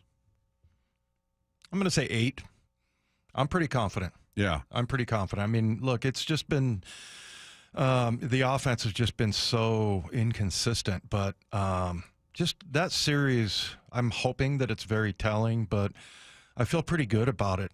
Particularly, and I mentioned this a couple times, but I mean, the very first game that they won 6-0, the only guys with multi-hits were Cole Young and Dominic Canzone. And so it's just nice to see that, and I think they were at 7-9 maybe, or 8-9 in the lineup. So I like seeing that bottom of the order is starting to kind of pick up a little bit.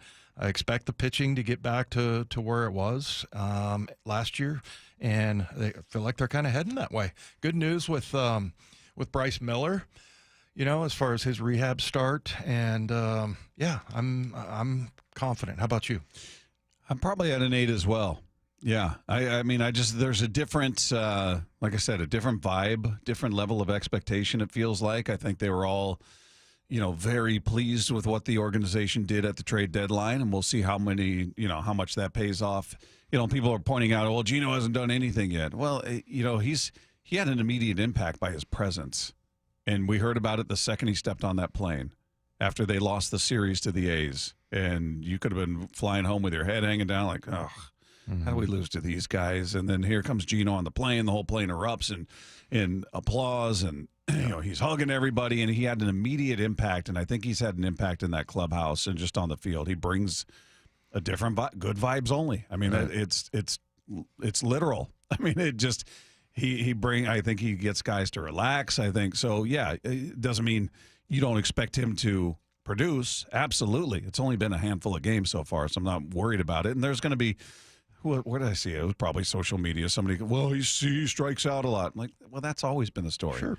It's always been a story. I didn't expect that he was going to come here and not strike out. That's part of his game. Same with Cal. Same with anybody. You get used to it. That's the cost of doing business, if you will. But I just think there's a different expectation. It's given the team a bit of a lift, if you will. And I'm curious to see how they do in these series coming up, because for whatever reason, we brought this up with Rowland-Smith when we talked to him earlier.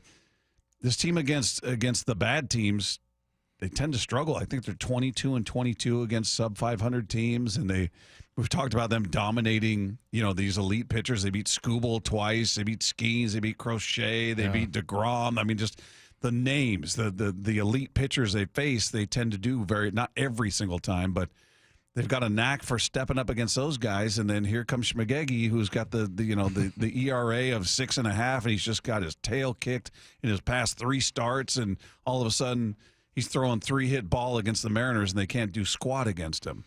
That's got to be a coincidence, right? I mean, because what it indicates is that they're not taking their opponents serious, and then they are only when they see that it's a really good pitcher coming in. I don't know. It just doesn't sound like the character of this team, but that is what it indicates, right? Well, and I feel like it's been that story for a few seasons where a guy will come in and you'll look at his name, you'll look at his numbers and go, this guy's been getting tuned up, man, and all of a sudden. As the game of the season, his best game of the season comes against the Mariners, and they just can't scratch or run across the play. They can't do anything with them, and it's maddening. I don't know why that is. I don't know what happens. But you got the Chicago White Sox coming in. You got the Tampa Bay Rays coming in. You got the Baltimore Orioles. After that, on the road, those are 3 teams that are 500 and below. Yeah. So teams you look at and go, okay, you're a playoff team. These are the teams you beat. And hopefully they do. It worries me just because that's kind of been their trend this year. And you got some teams you look at that are very, very beatable, yet you've kind of struggled there. Yeah, and they're in Baltimore, which that was one of the teams they've been swept by.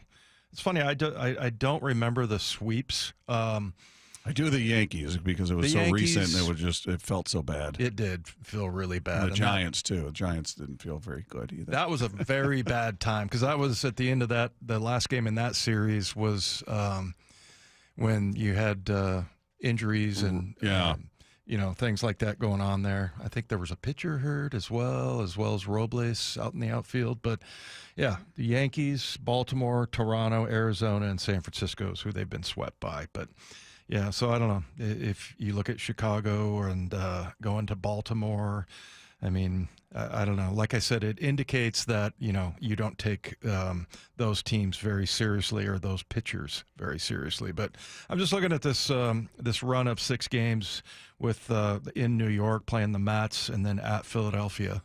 That's going to be an interesting little road trip right there. It's going to be a big test. Starting off with Baltimore. Yeah, so you feel like, hey, we need to make as much hay as we can in these first 3 series against these are all series you should win, especially the 2 at home. You got the White Sox followed by the Rays, and then you go on the road trip, but you start that road trip in Baltimore.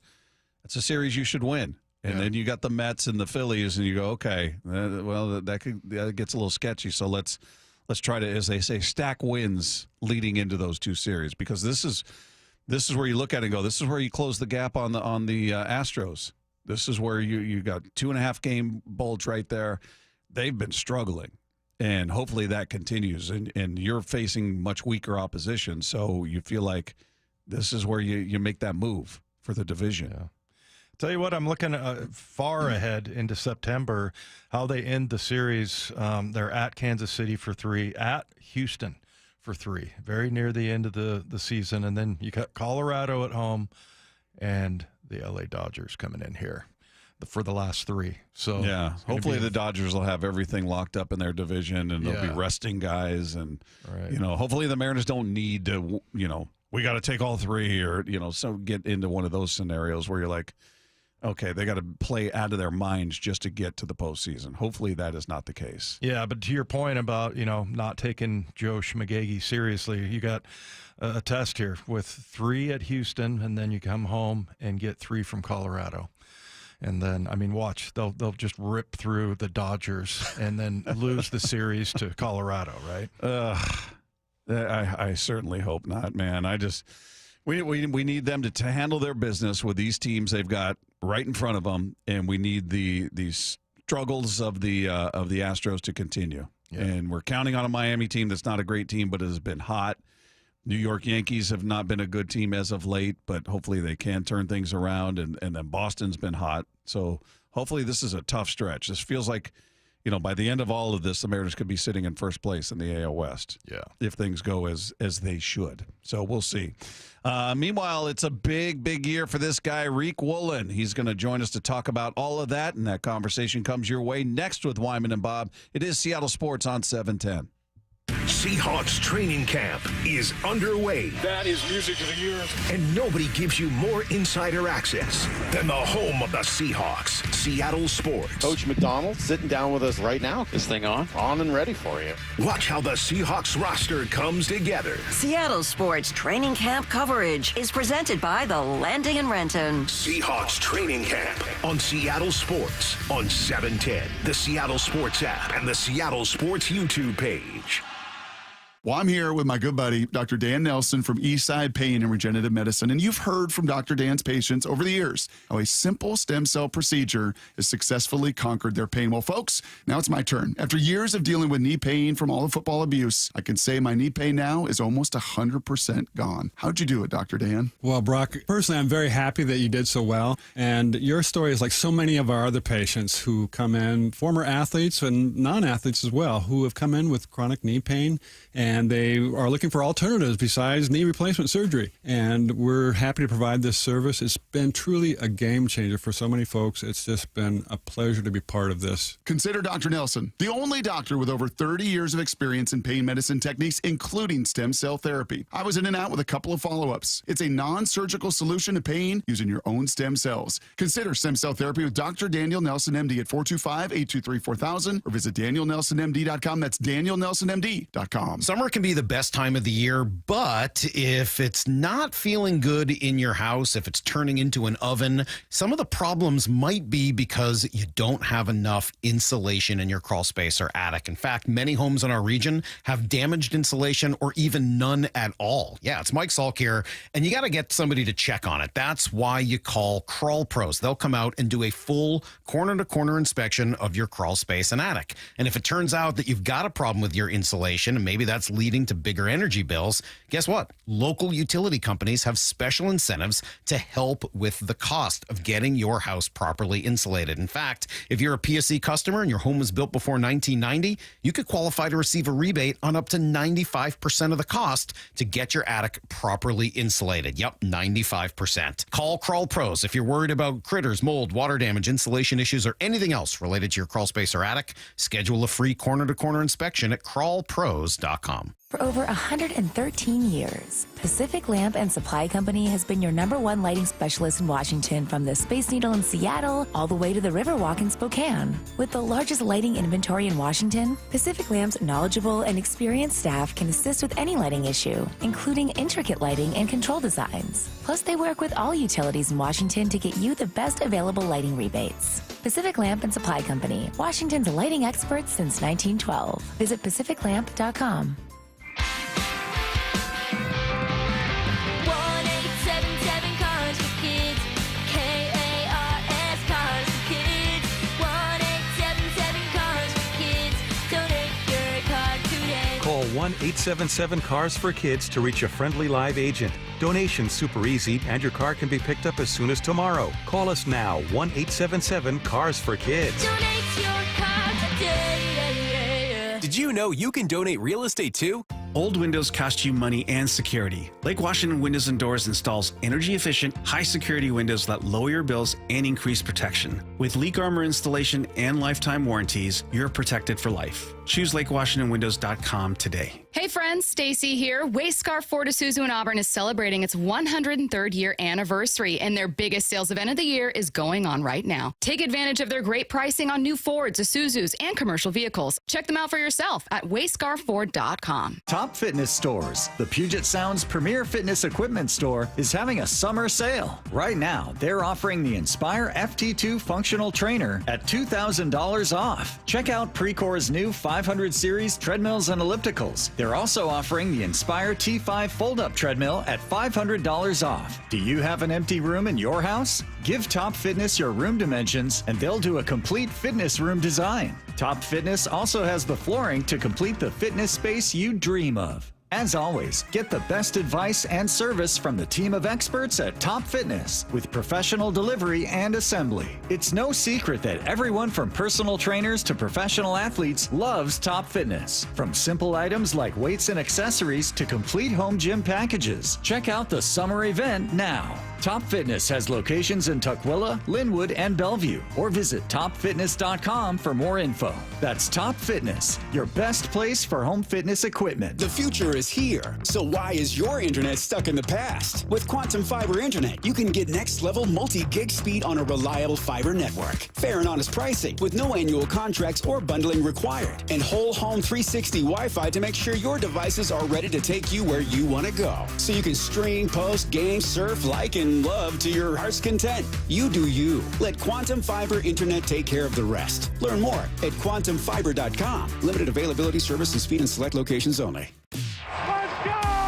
This is Seattle Sports. Streaming through the Seattle Sports app. KIRO AM Seattle. KIRO FM HD2 Tacoma. Home of the Seahawks, Mariners, and everything Seattle sports. Seattle Sports Snapshot.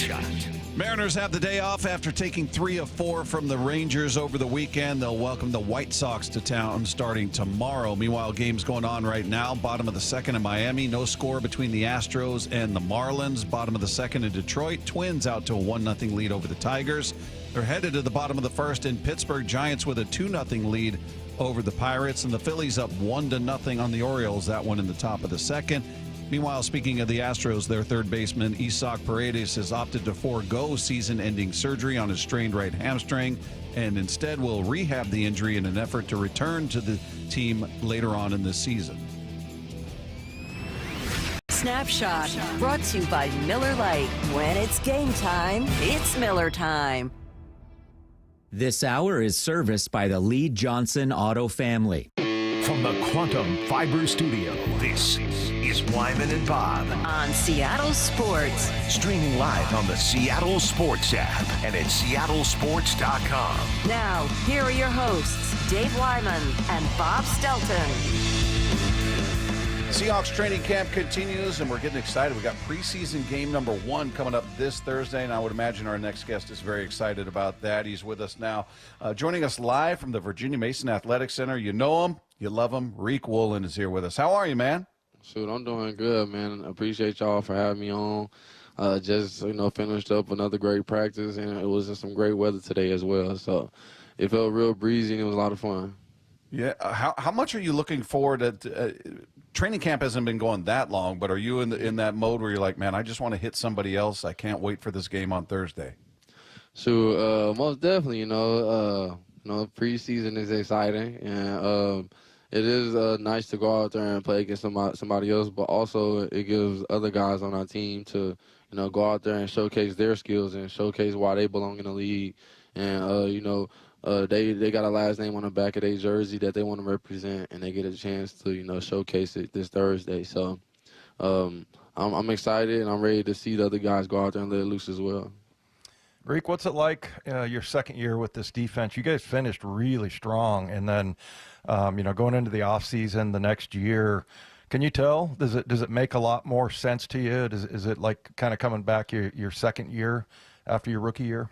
Most definitely. It feels good to, be in this defense, and, us being in second year in this defense, it feels real comfortable just because you know what to do, the assignments, what different techniques to play, what different tools inside the coverages we can play as well. And it also helps us play faster, and it showed like towards the end of the season once guys started to gel in together, then our defense became one of the best defenses in the league, and now it's just time to show the whole league that it wasn't no BS, that we is one of the best defense in the league, and we got the players to do it. Did you work on anything individually in the offseason specifically? Like, did you want to any part of your game or your health? You want to get bigger, smaller? What did you do in the offseason? Really. I just, being strong is one of the main things because I'm a slim guy. Always been a slim guy and built like a hooper. So just being able to, continue to get stronger, that's one thing. And I worked on my press game a lot. In this defense, we press more than usual. You know, that's the last season was the most I ever pressed before in my life. So one of the main things is working on my technique, continue to be consistent in my technique, and working on my off game as well. So that way I just don't be a press corner. I can play off and then just switch up my game a little bit. Did you get together with other players, Riq, and just work on that kind of stuff, or were you training with some of your teammates or guys from around the league, or how are you getting those things done? Honestly, sometimes I train with other guys around the league. 'Cause I train in South Florida up in Fort Lauderdale, so I got a DB trainer out there. And sometimes it'll just be me and him, and then sometimes it'll be guys, a couple guys in college or a couple NFL guys. But other than that, we was getting real good working, and it felt good because I can share my knowledge with the younger guys, but also with other players that's in the league. I can pick their brains as well, and we can learn different things from each other. But it felt good because when I'm here and I'm in training and we got rookies here and younger guys here, I have to, be able to share my input on things and coach them up a little bit just because I am a veteran now. And training with these college guys, it felt good because it's all season and you got to train your brain to be like, oh, you got to do this, or you see it like this, and then you got to build this way or press this way, or you got to move your foot like this and stuff like that, and, adding stuff to their game. Because when I was younger, and when I was a guy, I really didn't have a person to really just tell me how to do this and that. So from that aspect, yeah. Hey, as far as you talked about being a veteran now, you're going, this is your contract year, right? This is this is a big year for you. Does that change your focus at all? Is there more intensity? Is there more, hey, I want to show who I am, or what's the mindset going into a contract year? Honestly, my mindset is still the same. I mean, there's no difference. All you're doing is playing football. Like that's all it really is playing football, and all the other stuff will take care of itself. And, I just thank God to be able to be in a position where I put myself in to be able to be considered for extension or be able to consider, to be as a high-rated player in a contract year. So just being able to, soak it all in because, the judgment day is coming, and it's a realistic thing. But I really ain't tripping too much. My biggest thing was to, give everything I got this season for my teammates and for the 12s, because there is a chance or I may or may not be here. So other than that, I'm being where my feet at. I love this team. I love this city. I love this organization, everybody here. And they the team that drafted me and gave me a chance to be able to be in the position I am right now. So I'm not really focused too much on the contract stuff. I know it'll come. I just got to continue being Riq Woolen. Hey, Riq, a lot of times I didn't spend that much time with the head coaches that I had, but it seems like Mike Macdonald's different. How much did you kind of interact with him during the off season? And, he talked a lot about you and what a good player you are and things like that. Did he give you stuff to work on? And how much do you communicate with Mike Macdonald? Me and Mike communicate pretty smoothly, just him being a new head coach and stuff like that and continue to grow into the great head coach he is. You got to get to know your players, and me and him will text sometimes. I know if my birthday, for his birthday, or just different things like that, or just checking in on me. It was pretty cool, just small messages here and there, and the other coaches on the staff as well would check on me. But me and Coach Mike's relationship is a great relationship. He pours into me. He makes sure that I'm on track and I'm getting stuff done. And also, his defense, I feel well into it. So being able to do what he asks is one of the main things. And I'm just glad that he sees me as a great contributor to this defense. Hey, you're going up against a new offense over there, and I'm curious how it looks to you. Do you feel like it's going to be something that takes, I don't know, maybe it takes a couple games to find their rhythm and just get used to all the newness on that side of the ball, or how do you view that offense? That's why we got training camp for in these couple preseason games and the joint practice, So we're getting all those reps in, and just, over time, the offense is going to gel together. We got the right pieces on the offense, the O-line, the quarterback, running backs, receivers. In this scheme, it fits real well to what we have. And so far at practice and as we continue on, they're going to continue to be great. They're going to continue to grow as an offense. And even if they do start slow, every great thing ain't like, you know what I'm saying, the most perfect thing. You got to have a certain type of struggle. Even if you're chasing greatness, you can go in the right direction and still hit a speed bump, you know what I'm saying? So, you know, our offense, they're going to be real great, and I can't wait to see what they do. Hey, whenever I'm down on the field, Riq, the one thing that stands out when you guys come running out of the tunnel or whatever, Devin Witherspoon never stops talking, ever.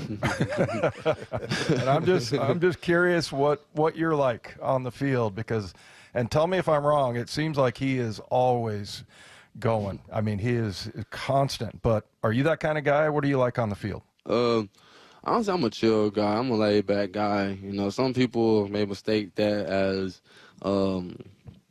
lazy or not caring, but I'm a just laid-back guy. I'm always happy. You know, I'm not one of those guys that talk too much. People really don't even talk trash to me, and if they do, it'd be kind of crazy because it's like I haven't said nothing to you, but a lot of people know that I'm a great player, so they really don't talk trash anyway. Yeah. For me, I just go out there and play the game.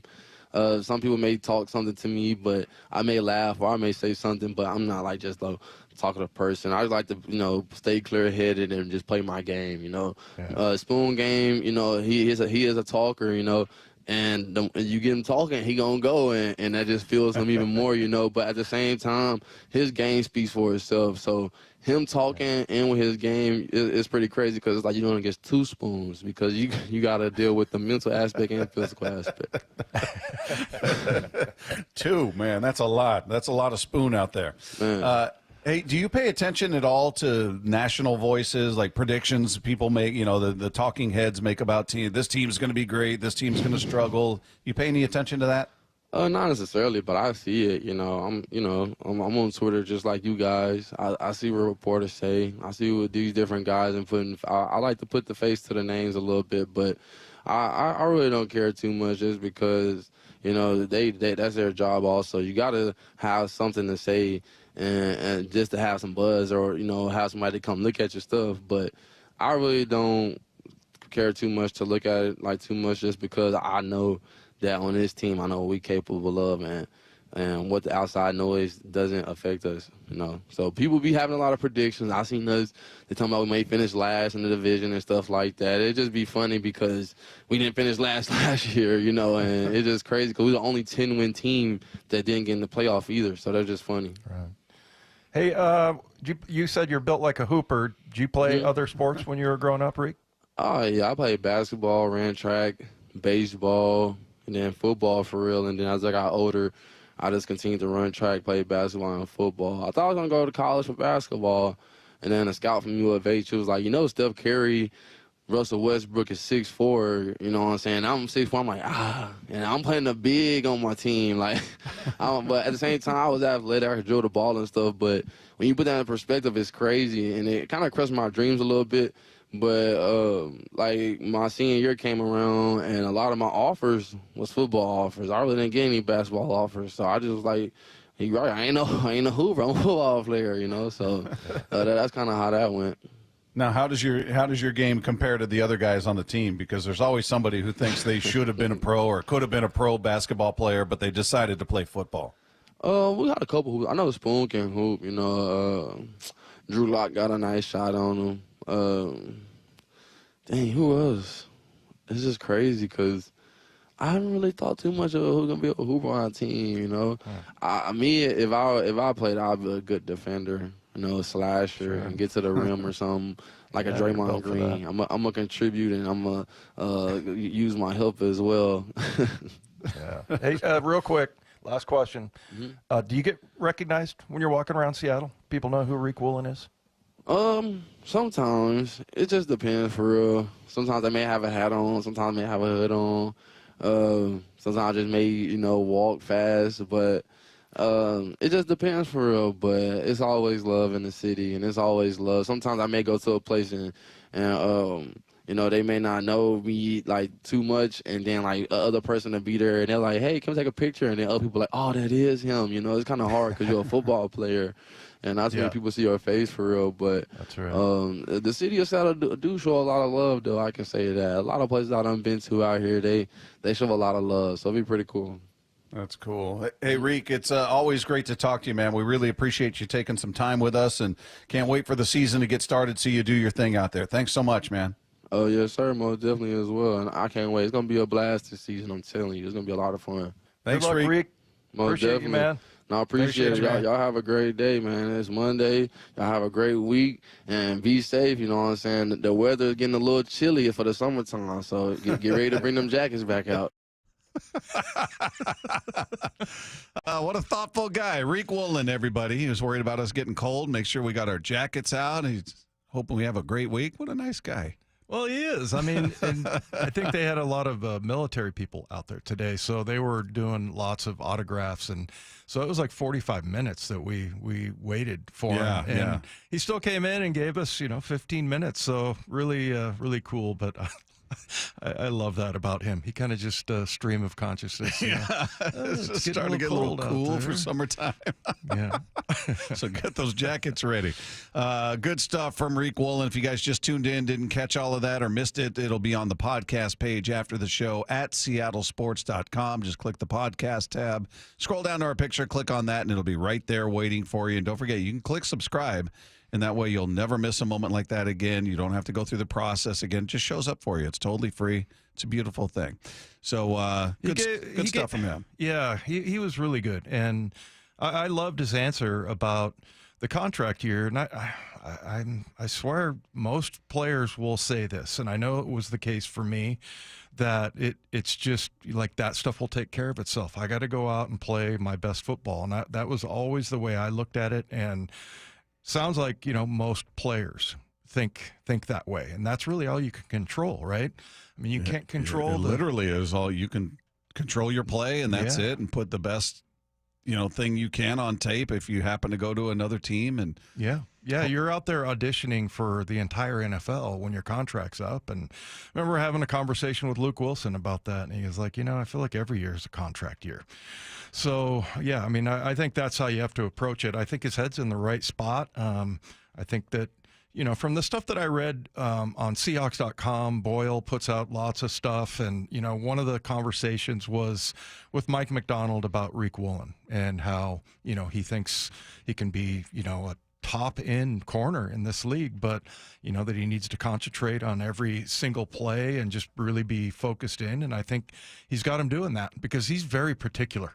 Yeah. Mike is, about how they practice. And I guess the other day NASA was telling me that, he was out there watching the defense, and he's like, hey, I sure wish our linebackers would get lined up right. Things like that he's constantly on guys, and, it kind of does it in a funny way. But yeah, I think he's really going to be good for Riq. So, love hearing from that kid.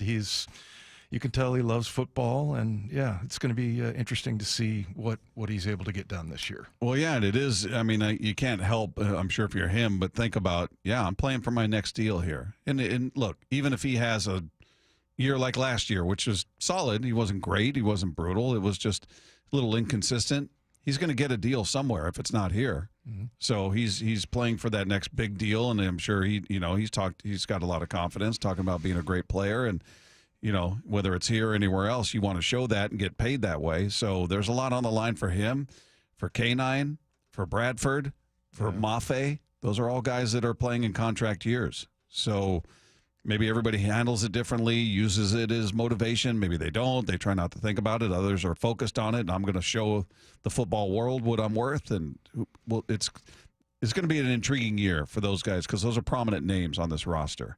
Yeah. And they're all playing for that same thing, whether it's a Seahawks contract or a contract from another team. Yeah. And like, I don't know, we're kind of parsing words here, but like it all comes down to, if you play really well, and that's what will get you paid. And so that's what your main focus is. So, I think he's on the right track. Like I said, he just sounds different this year. A little bit, the things that he's talking about, he sounds more mature, obviously. And, and that's, look, I didn't feel like totally comfortable until my third year. So he's going into what, number 4? Yeah. Yeah. So it'll be, he's going to be one to watch. Now, Spotrac calculated his market value at $16 million per year in free agency. Based on what you've seen, without knowing what he does this year, would you say that seems reasonable, or no, that's too much for him? Well, I mean, the way things are going, it doesn't seem like too much to me to have a good corner. I mean, corners are hard to find. Look at who they're guarding, Bob, covering. Yeah, I mean, you look at some of the finest athletes in the world are wide receivers, and so I think it's really hard to. He's shown you enough. Again, removing whatever he does this year, we don't know what kind of year he's going to have. So you just take his first 3 years, and looking at those, you're willing to pay him $16 a year on that. Well, not if he's not concentrating and has to get benched, for the first series or whatever. So I mean, it's all going to be based on that. I think physically, he, Mike McDonald loves him. Like I remember in the press conference, I brought this up a number of times, but he was talking about Riq picking off that over route, it's hard to cover. And he's like, has anybody ever seen someone do that? I mean, you're lucky just to get a hand on that ball, much less pick it off. And it was like he ran the route for the guy. And, he's 20 yards deep and just screaming across the field, and he was able to make that up. So, I mean, that kind of talent, that kind of length gets you paid. Yeah. But if you're not, if you're not into the playbook and you're not concentrating, no.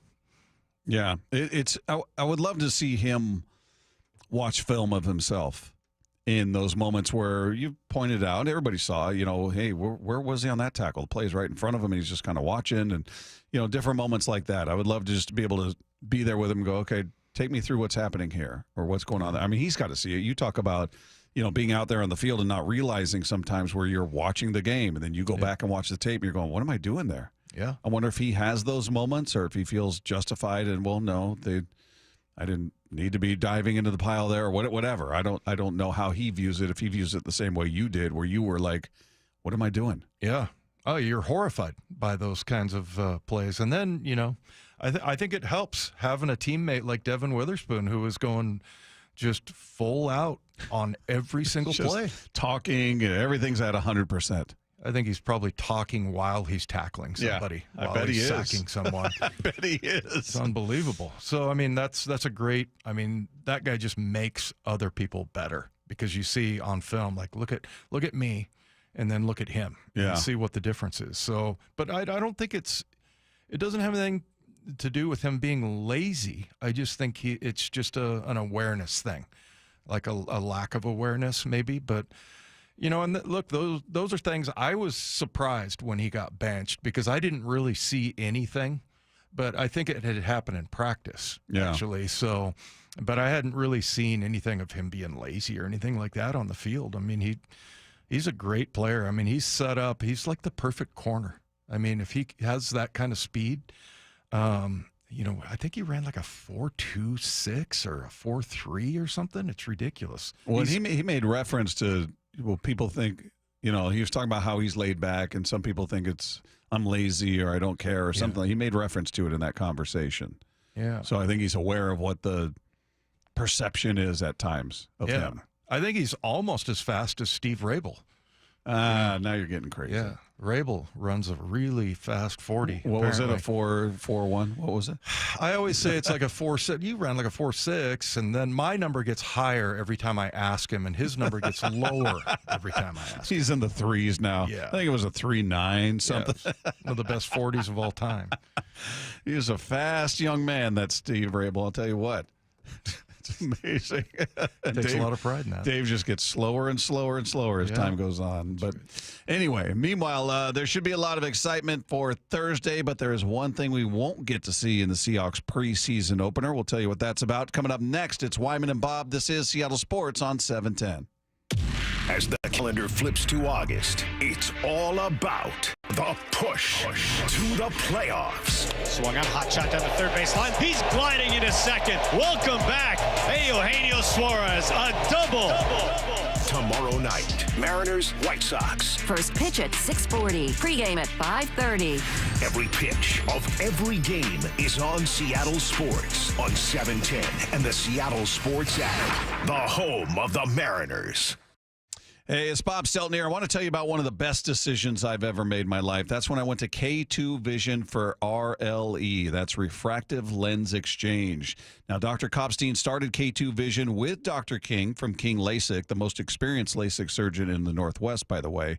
So King LASIK plus K2 Vision equals freedom vision for every stage of life. We're talking no glasses, no contacts, no readers, or cataracts. That's the icing on the cake there. So if you're like me, somebody who had a pair of readers in every room of your home, had them in your car, if you forgot to bring them into a restaurant, you had a problem reading the menu, reading the receipts, all of that. It was just such a pain to have readers everywhere. But perhaps you struggle with distance vision. Whatever it is, K2 Vision RLE could be your perfect and, more importantly, your permanent solution to spending your good active years not needing reading glasses, readers, any of that. And the cherry on top, as I said, you'll never develop a cataract. So it's a nice bonus there. Whether it's LASIK, EVO, ICL, or RLE, trust the most experienced team of doctors with all of the data to recommend the very best procedure for you. You can schedule your free, the operative word being free, Zoom consultation today. Check it out. See if it's right for you. Head to K2VisionRLE.com. K2 Vision RLE, no readers, glasses, contacts, or cataracts. Again, that's K2VisionRLE.com. You gotta love football season, but when it comes to your windows and doors, you don't want any fumbles.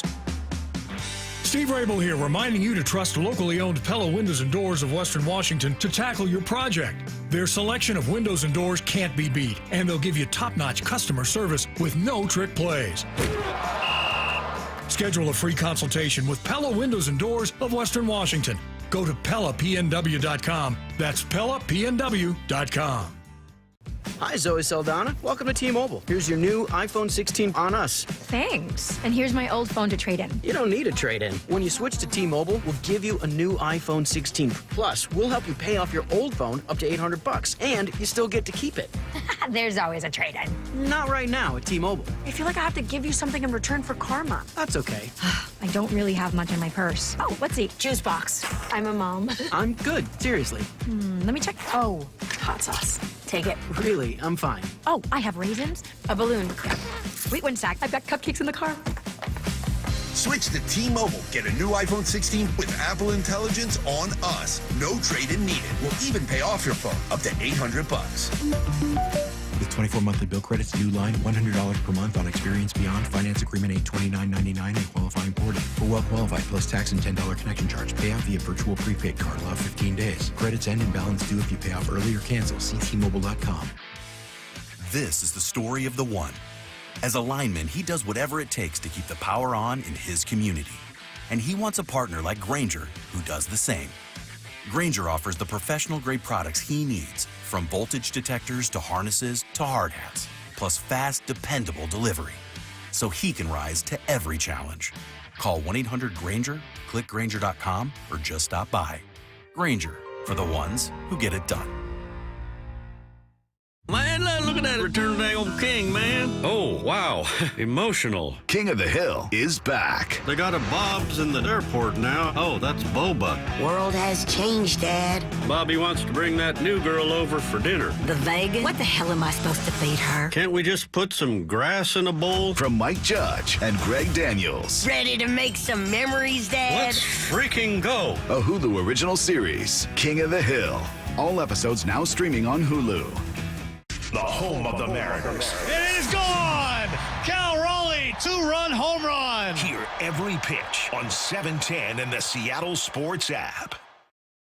Endless hours of research, seeking referrals, dozens of calls. Hiring the right attorney can be a challenging process during an already difficult time. J.P. Pendergast with Pendergast Law explains. In Washington State, Tom, there are thousands of attorneys to choose from. Referrals and online research can be helpful, but discovering the right attorney requires a conversation. It can be hard to identify integrity and authenticity without that interaction. So, what do you recommend? We encourage anyone looking for personal injury representation to call for a free consultation with our team before making a decision simply based on referrals or online research. Accident victims need an attorney that listens, demonstrates honesty, and is genuinely understanding of their unique circumstances. The care, attention, and preparation preparation that our firm provides throughout the case mirrors the effort involved when taking on the insurance companies. Save time and avoid mistakes after an injury. Contact the caring and compassionate team at Pendergast Law. If you or a loved one has been injured in a car accident, call Pendergast Law.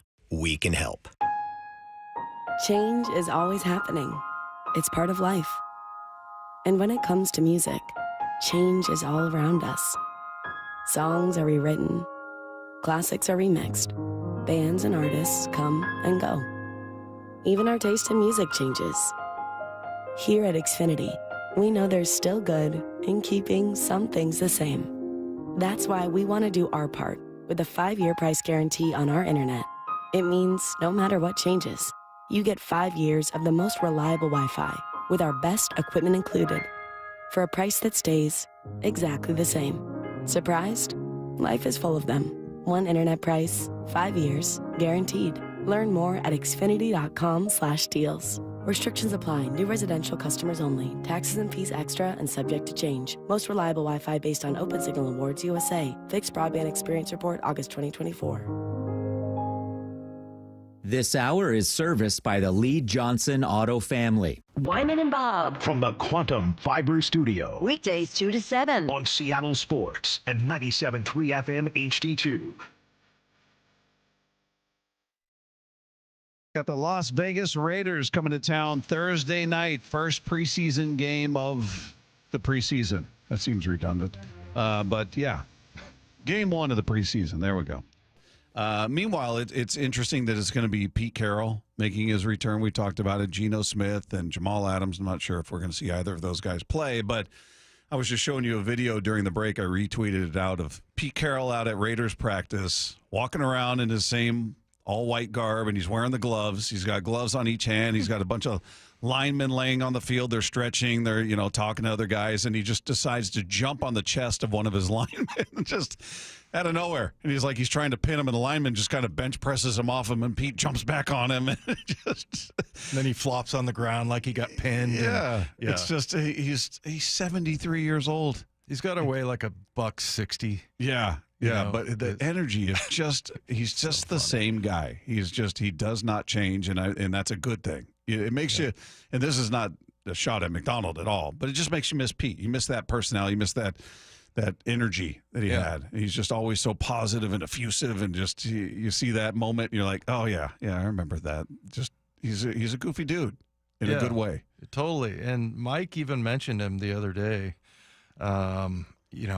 Talking about Pete, and basically was saying who doesn't love Pete Carroll. But yeah, I mean, I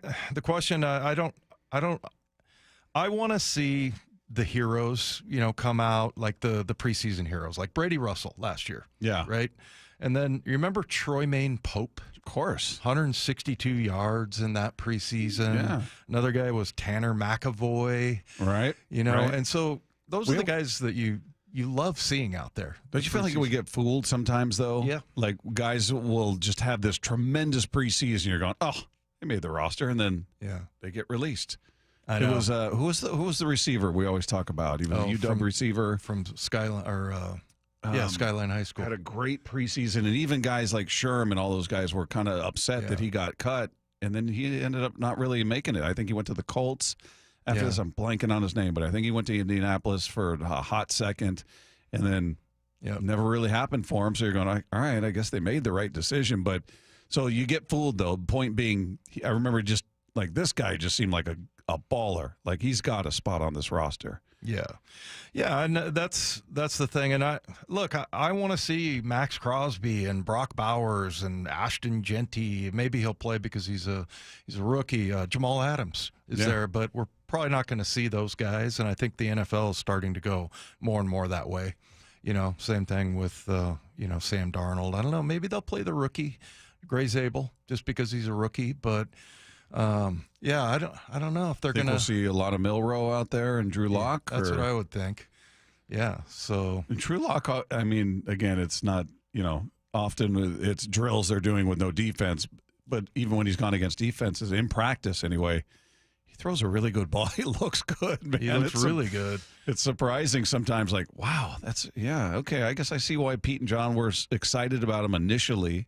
Yeah. And he's had moments here and there. I don't know if he's a starter, if he could be a week in, week out starter or not, but he just has those moments where his athleticism really shines. Well, and Riq Woolen was telling us he might be the best basketball player on the team. So, yeah, backup quarterbacks for whatever reason. Do you remember Tommy Maddox? Who was like he was my roommate when I got to Denver on the road.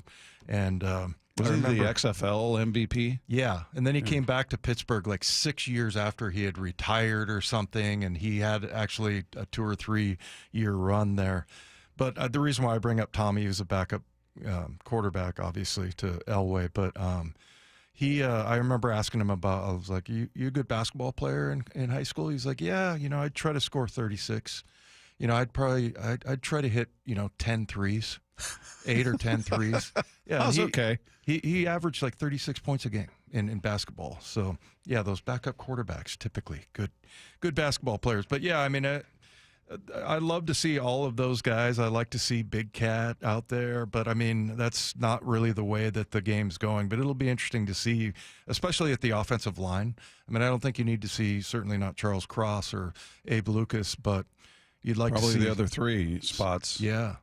Yeah. So that'll be, I think most people are going to have their binoculars on the interior part, especially of that offensive line. And then just to see how this game is different as far as the offense goes and the kind of wide zone run game. They can do all these other things too. Like if you remember the game against Arizona last year, it was a lot of just basic like man-on-man, post and pull type of very old school. They can run all of that, but the main part of it is the wide zone, trying to stretch the field to the sideline and then running all the plays off of that. Yeah. Running, play action, which is really hard on linebackers. So, yeah, I mean, like to see some semblance of what that offense is going to look like, especially if they're going to get off to a fast start. Mike McDonald talked about the first preseason game, whether he's even thought about what it'll mean to go up against Pete Carroll. No, we're not going to talk about that. I mean, I haven't even thought about it. Look, we should be cheering Pete when he gets here. We should be cheering Gino. How could you not? So, yeah, we should be cheering those guys. Now, when the ball snap, I mean, we're going to go try to win the game, and we're not going to be playing our starters. But we're going to go compete like heck. I think Pete would appreciate that, and I hope Pete gets a great ovation. He deserves it. He does a good job with answering questions. Like I said, he's very direct and kind of blunt's probably not a great word, but like he just says it like it is, and he's right. I mean, basically, why would you not welcome Pete back here? But I'm just very curious to see what's going to happen. We got a production meeting with them on Wednesday, so it'll get some indication of what we're going to see. But I'm just wondering where he's at in his mind. Like, where are we as far as our progression? They talked about doing like the basic install of all the stuff, and now they're going back through it again and doing, plays off of that. And how are we going to progress as an offense going from one play to the next? So, but this is why I've always talked about how they are going to have a joint practice with Green Bay. Apparently I'm going. I didn't realize that until I just found out that the higher ups are, I guess I'm going to go out to Green Bay for that practice session that they're having out there. But, once the preseason game, what happens is like, you don't always get the results you want, right? You want to work on progressing a certain concept offensively, and, you get sacked or, somebody fumbles or something like that. And then you can't really get to it. Whereas the joint practices, you just start over and do it again, and it's all controlled. And it's like, hey, we'd like to see this. We want to run these plays, and they're trying to run their defense, and they kind of cooperate. Whereas you get in a game, and there's a lot of times you come out of a game and you haven't really answered any questions. Right. Because of the flow of the game, whether it's penalties or turnovers or whatever. So, I mean, I don't expect to come out of this game going, oh, man, that's exactly what the offense is going to look like, and, it looks really good or bad or whatever. I don't think we're going to get much of an indication. I'm wondering and we've talked about this before, but, when they're going to decide who are your guys on that line. Yeah. Like, are they going to take it all the way through all of preseason and then we're going to make our call then? Or do they want to name their 5 and get them some some run out there, a few series under their belt as a group, and just develop that cohesiveness as much as they can going into game one of the regular season? Or just what's the timeline there? Yeah, and the mixture of how do you keep these guys safe and all that, and I'm sure I think that Schneider and most head coaches hate the preseason, just because of the possibility of injury. All right, today is the final day. You can enter to win 4 tickets to watch the Seahawks host the Chiefs. That one's on Friday, August 15th. All you need to do is open the Seattle Sports app and click the Win tab to find out how. If you don't already have the app, just text the word APP to 866-979-3776. We'll send you a link to download it. It's completely free. So there you go. Meanwhile, 3 different NFL head coaches said things you won't want to miss. You're going to hear that when we sweep the dial. That's coming up with Wyman and Bob at Seattle Sports on 710. 4th down territory. Going inside the game with former Cougs and Seahawks wide receiver Michael Bumpus. Who will make the biggest plays on offense this year? I think the bigger plays in the pass game this year are going to be made by MVS. That he is going to be the sniper in this whole deal. Snipers, they aren't seen, but their impacts are big. But I'm talking about bombs. Throwing that thing deep over the top. I think MVS will and should be the leader when it comes to that. 4th down territory. Every day at 11:15 and 1:15 on Bump and Stacy. Hey, it's Dave Wyman here, and since I stopped playing football, we've been fortunate to live here in the same house for over 20 years, and that type of longevity is a good thing, except 23 years in the same house means a lot of things start to break, and most recently, it's been our windows. Virtually every seal has broken, and it's why I reached out to Harley Exteriors. Chris and Ray came out to the house, and I could instantly tell we'd get along great, and I'd want to do business with them. They're local, they're huge fans of all of our teams, and they're big listeners to the station, and better yet, they have the best product. Olympic Series windows offered exclusively through Harley Exteriors, and they're manufactured right here in Washington, designed for Pacific Northwest homes and climate, and that means cooler in the summer, warmer in the winter. Look up Harley Exteriors for your window replacement, and in August, Harley Exteriors is offering 50% off basic installation, no payments for 1 year, and an additional $200 off of your project. So call 833-HARLEY, that's 833-HARLEY, or go to harleyexteriors.com. Guys, did you know your testosterone affects everything in your system, including how you feel and perform every day? Right now, Revive Men's Health Seattle will check your testosterone for free. Knowing your T levels is the first step in understanding if you have low T. Your testosterone level impacts your energy, libido, sleep, weight, hair loss, mood, and even ED. Maintaining an appropriate T level can change your whole life. Most men start to see changes in their hormone levels in their 30s. Experience and results matter. So what are you waiting for? Get your T levels checked today by local, experienced, and trusted men's health experts. They've helped thousands of men since 2011. They're so confident they can help you, they even guarantee it. Call Revive today and schedule your free testosterone test, free exam, and free consultation.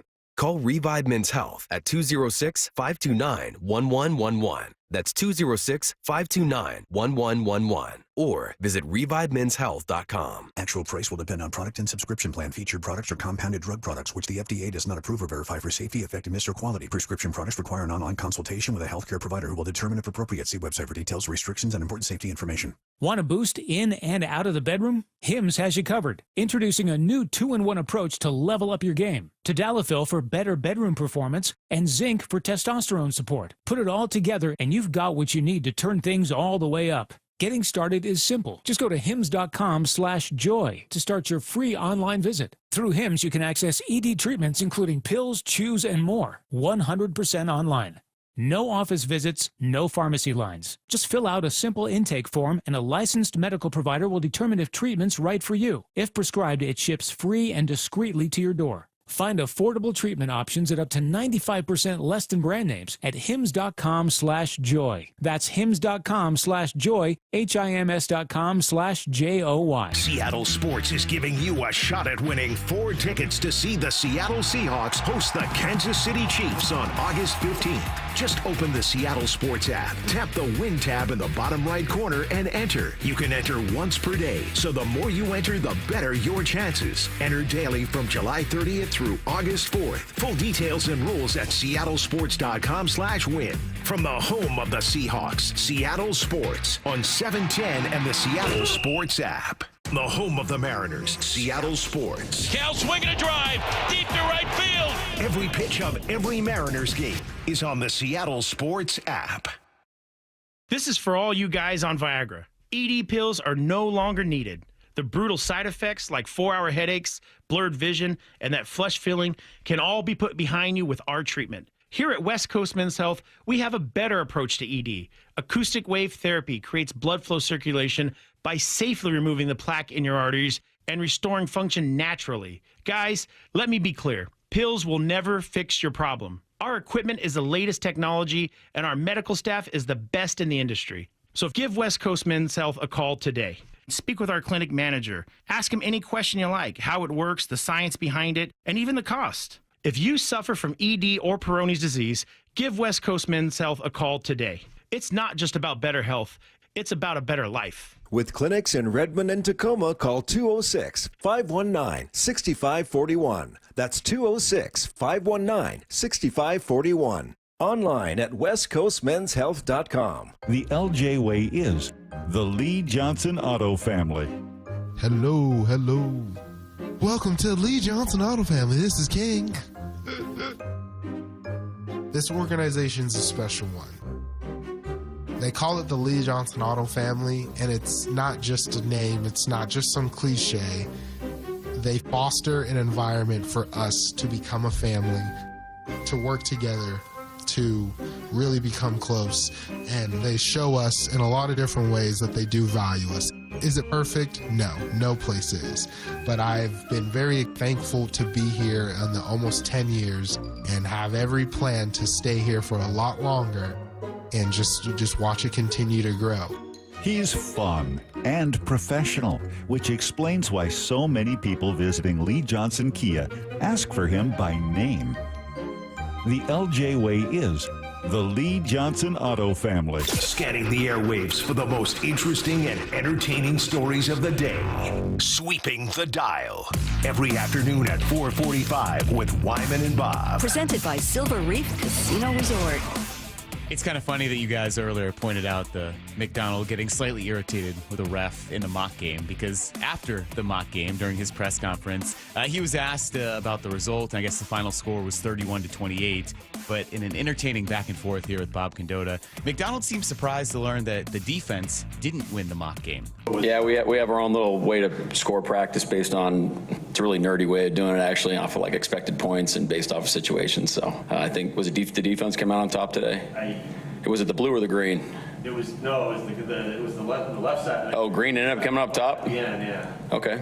31-20, yeah. All right, we'll go back to the drawing board. I think all right, we'll see. Got to talk to Brian on that one. It's close. That's good. It's good. It means both sides making plays. That's what we want. That is good. That's good to hear. I like him and Condotta working it out. Yeah. Like, wait, it was green? No, it was the guy on the left. No, it was the team on the right. Oh. I don't know what all that meant, but it sounds like the offense had a decent day out there, which is good to see. Yeah, there were some good plays, and you look at the design and some of the things that you just don't see that we didn't see last year, So, I mean, I think everything seemed to kind of flow and make sense, but no surprise there that Mike McDonald has a really nerdy way of. Scoring the game. But I'd be interested. He said expected points. Is that what he said there? Or expected scoring situations? Or They're whatever? getting into analytics, Dave. Yeah. We don't need it. Mark Schlereth hates their guts. He does. Sweeping the dial. Turns out the Raiders had a mock game on Saturday as well, and this being pretty Pete Carroll answer immediately after he was asked who stood out during the Raiders mock game. I'm not sure who did good, who didn't, but it was a great day for us to have this many situations, game-ending scenarios, just to get our brains working, because the whole season is going to be this kind of operation. I know that Gino took him down the field when he needed to, did a great job. Voice is a little hoarse. He's out there yelling, screaming and yelling, speaking with some energy there. That's Pete. Well, and it sounded like theirs went the way they wanted it to, and I say that all the time about the joint practices versus the flow of a game doesn't necessarily take you where you want to go, and it sounded like they had theirs kind of laid out so they could see certain things, and I thought the Seahawks did the same thing. I mean, they're going to probably learn more from the mock game than they will a preseason game. But what you want is coachable moments, right? I mean, it's almost like you want to screw up certain things so that you can make a coaching point. And a lot of times those don't come up until somebody does screw it up. Right. It's like, hey, this is what we're supposed to do. And then like, oh, what are the pitfalls of this kind of a play and where could we possibly go wrong? And when those things happen, as a coach, you're almost happy. You're like, okay, good. And a lot of times you go in and look at it and go, well, I guess this guy could have done that better and this guy might have done this, but I don't know, it's okay. It's like you want it either black or white, and sounds like that's what Pete got, but Pete always sounds excited after pretty much everything. He sounds excited after somebody suffers an injury because he's talking about the guy behind him and what a huge opportunity it is. Yeah. And we're fired up for him to go out there and compete like crazy, and spins this injury to the starter into this positive for the guy behind him, which it is. But he's not. Never heard him sound down. It's even when they lose, he'll certainly honest about it and talk about it. We got to be better at this, better at that, but we got a great opportunity. The guys aren't going to hang their head. We're going to come back and compete like crazy and practice this week and can't wait to get back out there next weekend. I'm glad you brought that up about the injuries. That was one of the things where I'm like, I don't remember a coach being more enthusiastic about it. And it's like, hey, we're sorry that this guy, it's a bummer when you lose, but like you said, this guy, he's been waiting for an opportunity for years, and we're excited for him. Yeah, and he just totally turns it around. Unlike Dick Vermeil, who cried when Trent Green got hurt. Oh yeah, is that who got hurt? And then Kurt Warner comes in. Yeah, but I think Vermeil was crying up there talking about that injury. He was a crier. Yeah.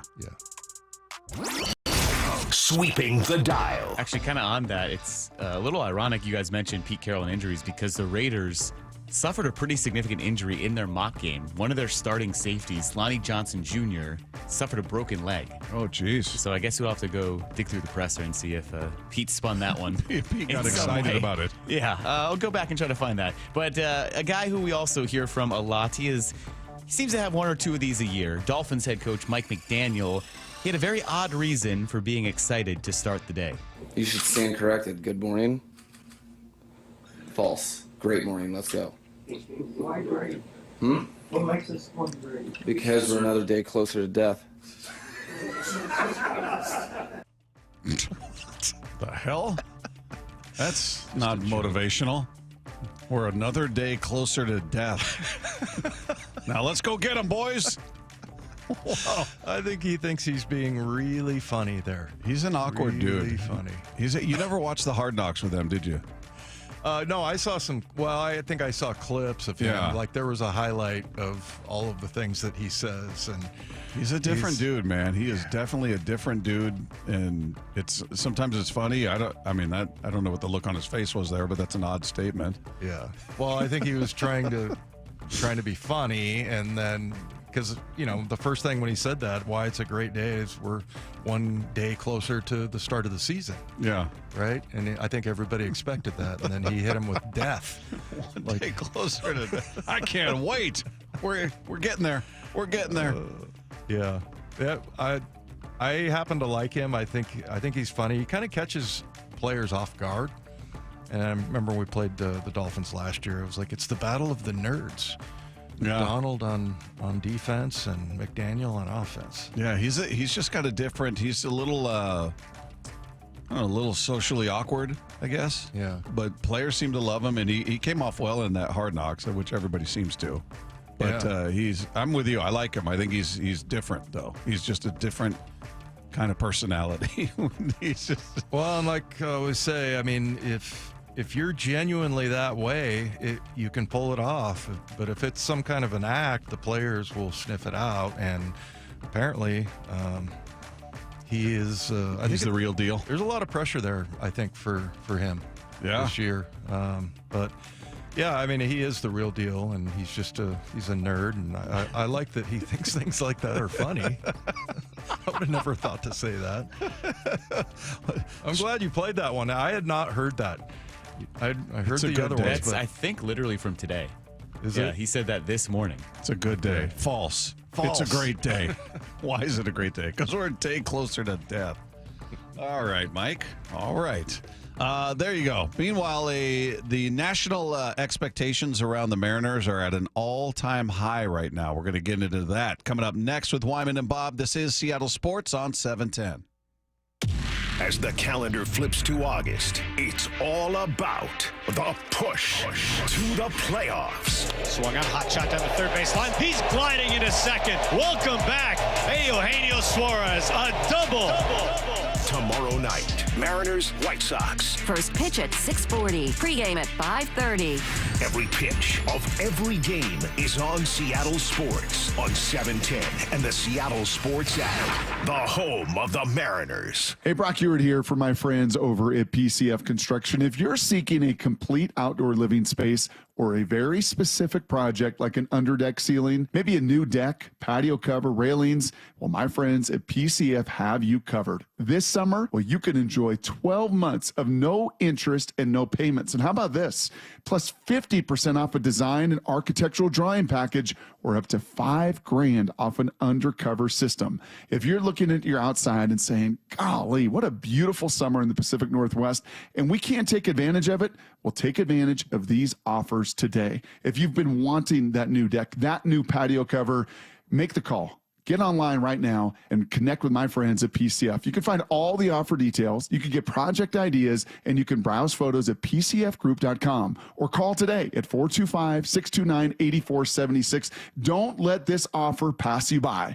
It's 425-629-8476. Why is Mazda of Everett the #1 dealer on the West Coast? Mazda of Everett is locally owned and operated for 20 years. They work hard to get you their best deal every time and to make sure you drive away happy. With over 700 new Mazdas, they stock more than anyone in the Seattle area. Find out for yourself why people keep coming back to Mazda of Everett. Take advantage of the Mazda of Everett price during the More to Move You sales event. MazdaofEverett.com. Claims based on Mazda USA inventory and sales reports. Need a new roof, a deck, siding, windows? Get up to $3,000 off any new installation. Hi, it's Justin Shirley, CEO of State Roofing and Exteriors. Home projects can add up fast, but we're here to help you save big. Book now and lock in up to $3,000 off in savings. That's $3,000 off any new installation. Call 866-ROOF-ROOF or visit stateroofing.com to schedule your free estimate today. State Roofing and Exteriors, held to a higher standard since 1968. I'm Matt Morgan of Morgan & Morgan. Your car steering wheel could be a ticking time bomb. At least 24 people have died and many more injured because their airbags fired shrapnel at them upon inflating. Tens of millions of cars have been recalled. If you suffered cuts that required stitches, hearing or vision loss, or broken bones, please contact us today. You could be owed money for medical bills and other damages. Morgan & Morgan. Visit us at badairbags.com for an office near you. Prior results do not guarantee a similar outcome. Are you having trouble hearing? Hearing loss can devastate the quality of your life. Now, there's an affordable fix for you or your loved one. Rated the best hearing aids of 2025 by Forbes Health, Audion Hearing has the highest quality hearing aids at the lowest prices, starting at just $98 a pair. I actually like them better than my old $5,000 hearing aid. I could not believe how my hearing and life changed. Join over 1 million happy customers by going to audionhearing.com. That's AUDIEN hearing.com. This is the story of the one. As a lineman, he does whatever it takes to keep the power on in his community. And he wants a partner like Grainger who does the same. Grainger offers the professional-grade products he needs, from voltage detectors to harnesses to hard hats, plus fast, dependable delivery, so he can rise to every challenge. Call 1-800-GRAINGER, click Grainger.com, or just stop by. Grainger, for the ones who get it done. Finding great candidates to hire can be like, well, trying to find a needle in a haystack, but not with ZipRecruiter. Its powerful technology actively finds and invites qualified candidates to apply to your job. So while other companies might deliver a lot of hay, ZipRecruiter finds you the needle in the haystack. See why 4 out of 5 employers who post a job on ZipRecruiter get a quality candidate within the first day. Try ZipRecruiter for free at ZipRecruiter.com/free. That's ZipRecruiter.com/free. Top Fitness Stores, the Puget Sound's premier fitness equipment store, is having a summer sale. Right now, they're offering the Inspire FT2 functional trainer at $2,000 off. Check out Precore's new 500 series treadmills and ellipticals. They're also offering the Inspire T5 fold-up treadmill at $500 off. Do you have an empty room in your house? Give Top Fitness your room dimensions, and they'll do a complete fitness room design. Top Fitness also has the flooring to complete the fitness space you dream of. As always, get the best advice and service from the team of experts at Top Fitness with professional delivery and assembly. It's no secret that everyone from personal trainers to professional athletes loves Top Fitness. From simple items like weights and accessories to complete home gym packages. Check out the summer event now. Top Fitness has locations in Tukwila, Linwood, and Bellevue, or visit topfitness.com for more info. That's Top Fitness, your best place for home fitness equipment. Let's go! This is Seattle Sports. Streaming through the Seattle Sports app. KIRO AM Seattle. KIRO FM HD2 Tacoma. Home of the Seahawks, Mariners, and everything Seattle sports. Seattle Sports Snapshot. Mariners get a well-deserved day off today before they welcome the Chicago White Sox to town starting tomorrow. A 3-game series with the White Sox. Brian Wu will get the start in game number 1. You'll catch it all right here at Seattle Sports on 710. Meanwhile, keeping an eye on other teams that have an impact on the Mariners, most notably the Astros, who are taking on the Marlins right now in Miami. They're headed to the bottom of the 6th. The Astros up 5-0. In that one. Meanwhile, other games going on. Bottom of the 6th in Detroit. Tigers up 5-3 on the Twins. It's the Giants up 2-1 on the Pirates in Pittsburgh in the bottom of the 4th. Headed to the bottom of the 5th in Philadelphia. Orioles and Phillies tied at 3 apiece. Bottom of the 4th in New York. No score between the Guardians and the Mets. Top of the 3rd in Boston. Red Sox out to a 5-0 lead over the Royals. And it's the Braves with a 1-0 lead over the Brewers. That one in the top of the 4th. Snapshot, brought to you by Miller Lite. When it's game time, it's Miller time. From the Quantum Fiber Studio, this is Wyman and Bob. On Seattle Sports. Streaming live on the Seattle Sports app and at seattlesports.com. Now, here are your hosts, Dave Wyman and Bob Stelton. Well, as we said during the snapshot there, Mariners get a well-deserved day off, and they'll welcome the Chicago White Sox to town to begin a homestand, or to continue the homestand here. 3 games with the White Sox coming in. They'll have the Rays coming in, and then they'll hit the road to take on the Orioles and the Mets and the Phillies. And if Brian Wu doesn't have a stellar outing tomorrow, we know who to blame. Ryan Rowland-Smith. Yeah. And he spent all of that energy not letting little kids win. Wasn't there a video of some pro basketball player that was just like swatting every kid, like he was playing against a bunch of little kids? There was a commercial that was that. Yeah. Yeah. just dominating, going out there. Just was it Barkley or somebody in the commercial? I can't remember. Somebody was just smacking the ball back at the kids. Good question for the texters. And of course, you had Peyton Manning in the SNL skit where he's just firing fastballs at kids, hitting them in the back, running down the field. That's right. That was Eli, right? No, that was Peyton. Oh, was Peyton doing that? Yeah, he was doing that on SNL. Eli did a really good job on Saturday Night Live. Yeah, they both do. I remember thinking he was a pretty funny, like, natural actor. Yeah. Well, have you seen that? And we'll get into some of the Mariner stuff here in a moment. Have you seen that new commercial with Peyton and Post Malone and who is it, Shane Gillis? And they're looking at the like truck thing that's got the cooler of all the Bud Light in it, and they're showing it to Peyton, and he's wearing his jorts out there with his fanny pack, and they go check out the new ride. He goes tight. He's got like a shirt on that looks like a picnic table cover. I just love that tight. I might have to get me one of these.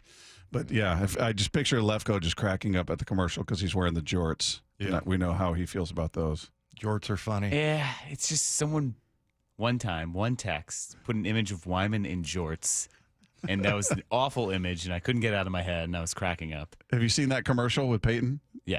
Yeah, where he's so deadpan, just looking at the car or whatever it is. Tight.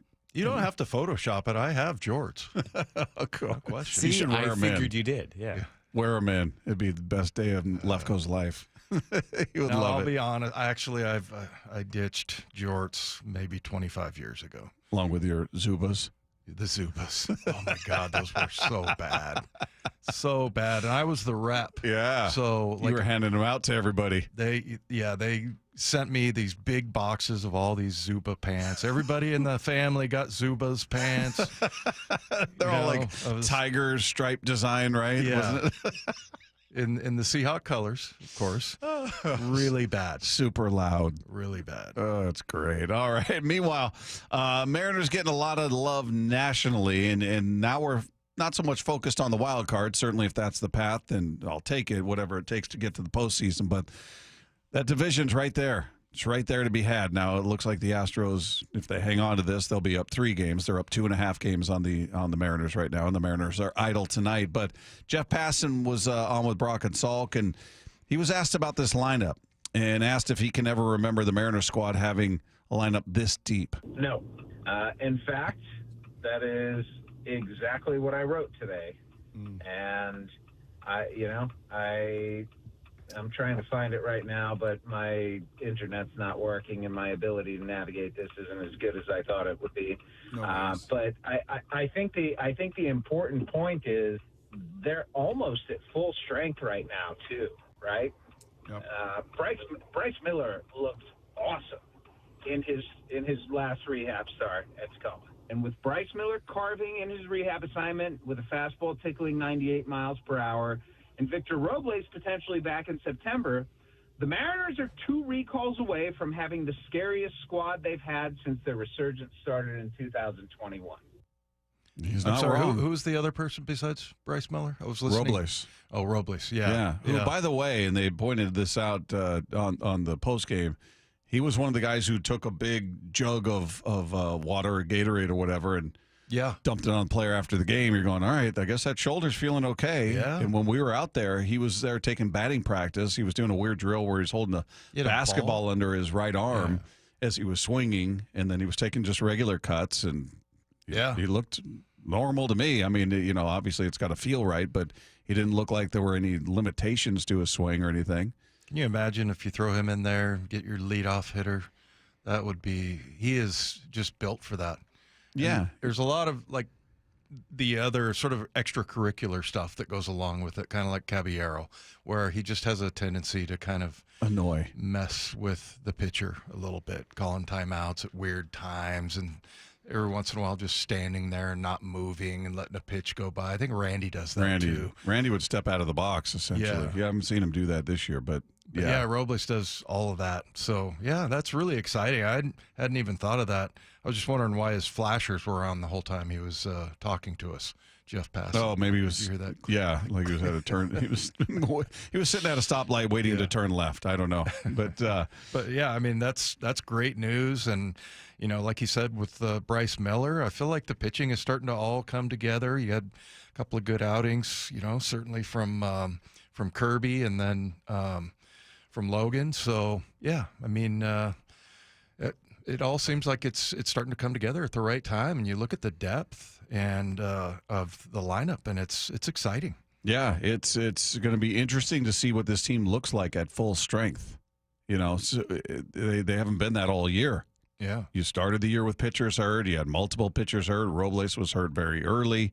So yeah, you have not had your full projected team out there at any point this year. So, once that happens, it's happening at the right time. Hopefully, Robles, I don't know exactly when he's going to be ready to come back, but hopefully he's there for that stretch run, and hopefully we're talking about a playoff run with him and that energy. It's, how long it's going to take him to get his timing back. I mean, you missed pretty much the entire season. So that might take a bit for him to find his timing again. I don't want to place a ton of expectation on him, but Miller, yeah, hopefully he can hit the ground running once he gets called back up or gets through his however many rehab starts they want to run him through. So one scale 1 to 10, I said 8 as far as being sure. How sure am I that they're going to make the playoffs? Yeah.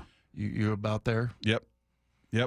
And that's as they are now. You know, I hadn't even considered the addition of Robles. Certainly considered it with Miller, and they need him back because, I mean, Logan Evans kept you in the game and gave you 5, but you like the dynamic nature of what Bryce Miller brings to the hill, and Logan Evans can certainly work into something like that, but he's a young guy.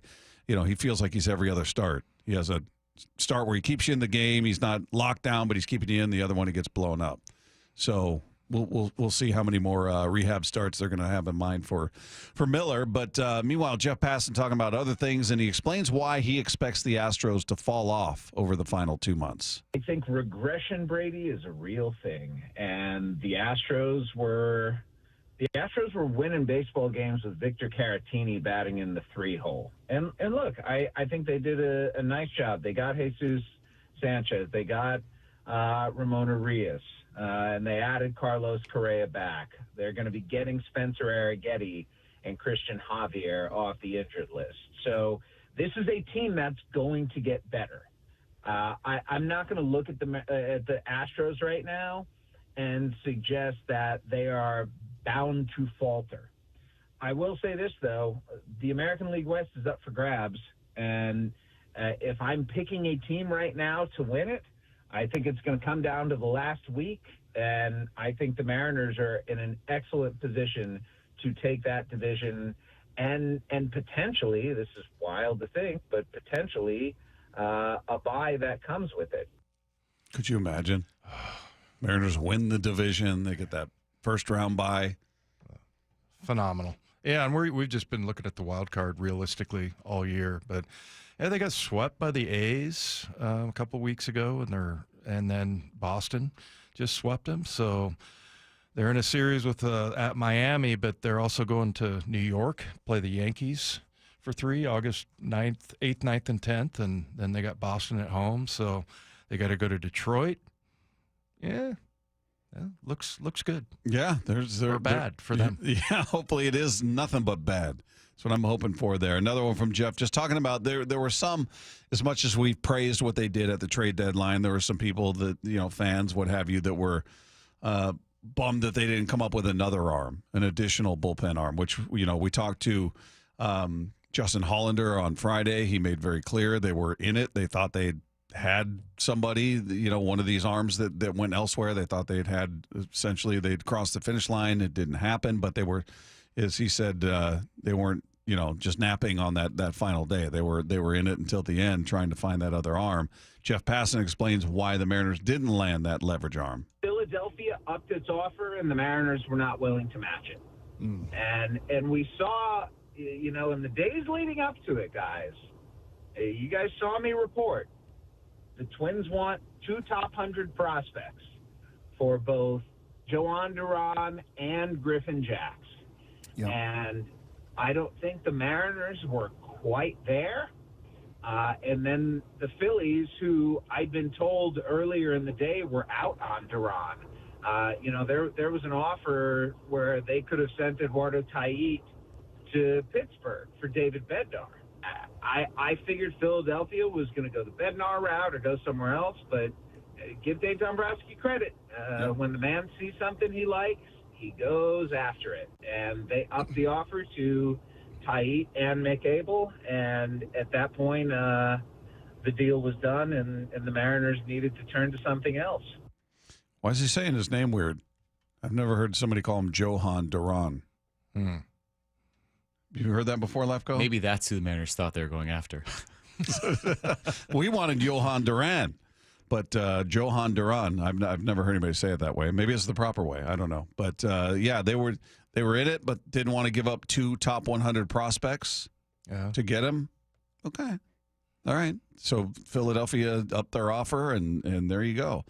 That's how that one went. But Jerry DiPoto, remember back on Thursday, he was talking to the assembled media down there in the dugout and talked about the fact that they were working up until the deadline to find that other arm? You know, today we tried a ton of things that didn't really work out for us, but super busy day today. I was fascinated with what was happening with relievers around the league. You know, we were in a lot of those conversations for, you know, weeks now on the back end bullpen guys, and felt like we were in the end zone in one case and near the goal line in some others. But really active deadline. I thought it was shockingly mild on starting pitchers changing address, but the bullpen and the returns for bullpen, I think this was about as aggressive as teams have been with their farm systems in quite some time, us included. So was Locklear, was he a top 100 MLB prospect? No. Or He has just been, but he'd fallen out of the top 100. So the Mariners didn't trade any of their prospects that are in like MLB pipeline. Right. If you look at those, they didn't trade any of their top 100. They traded their organizational, like 13, 16, 22.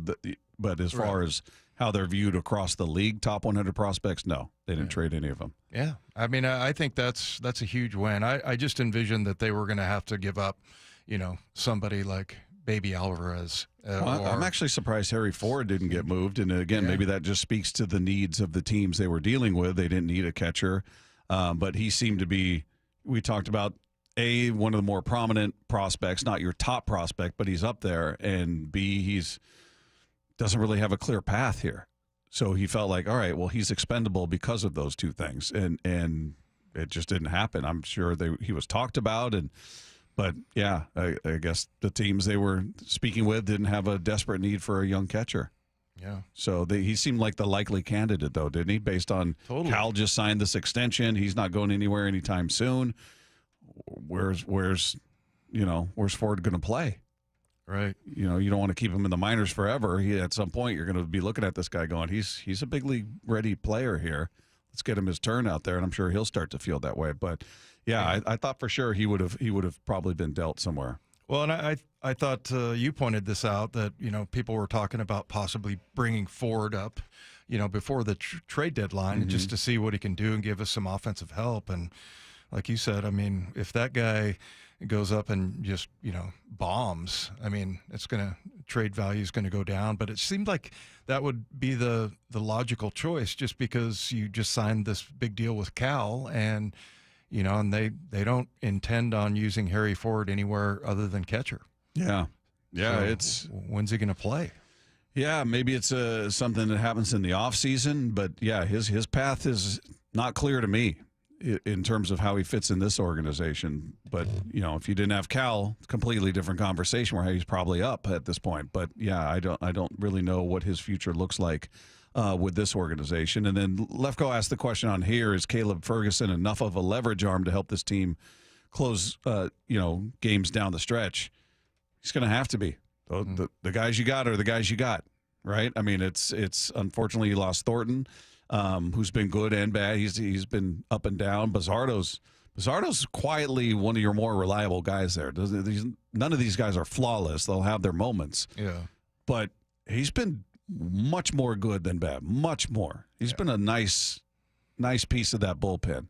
But yeah, right now your guys are Spire, and then you did get obviously the other lefty and Caleb Ferguson, and then you got Brash and Munoz. Yeah. So it's going to have to work.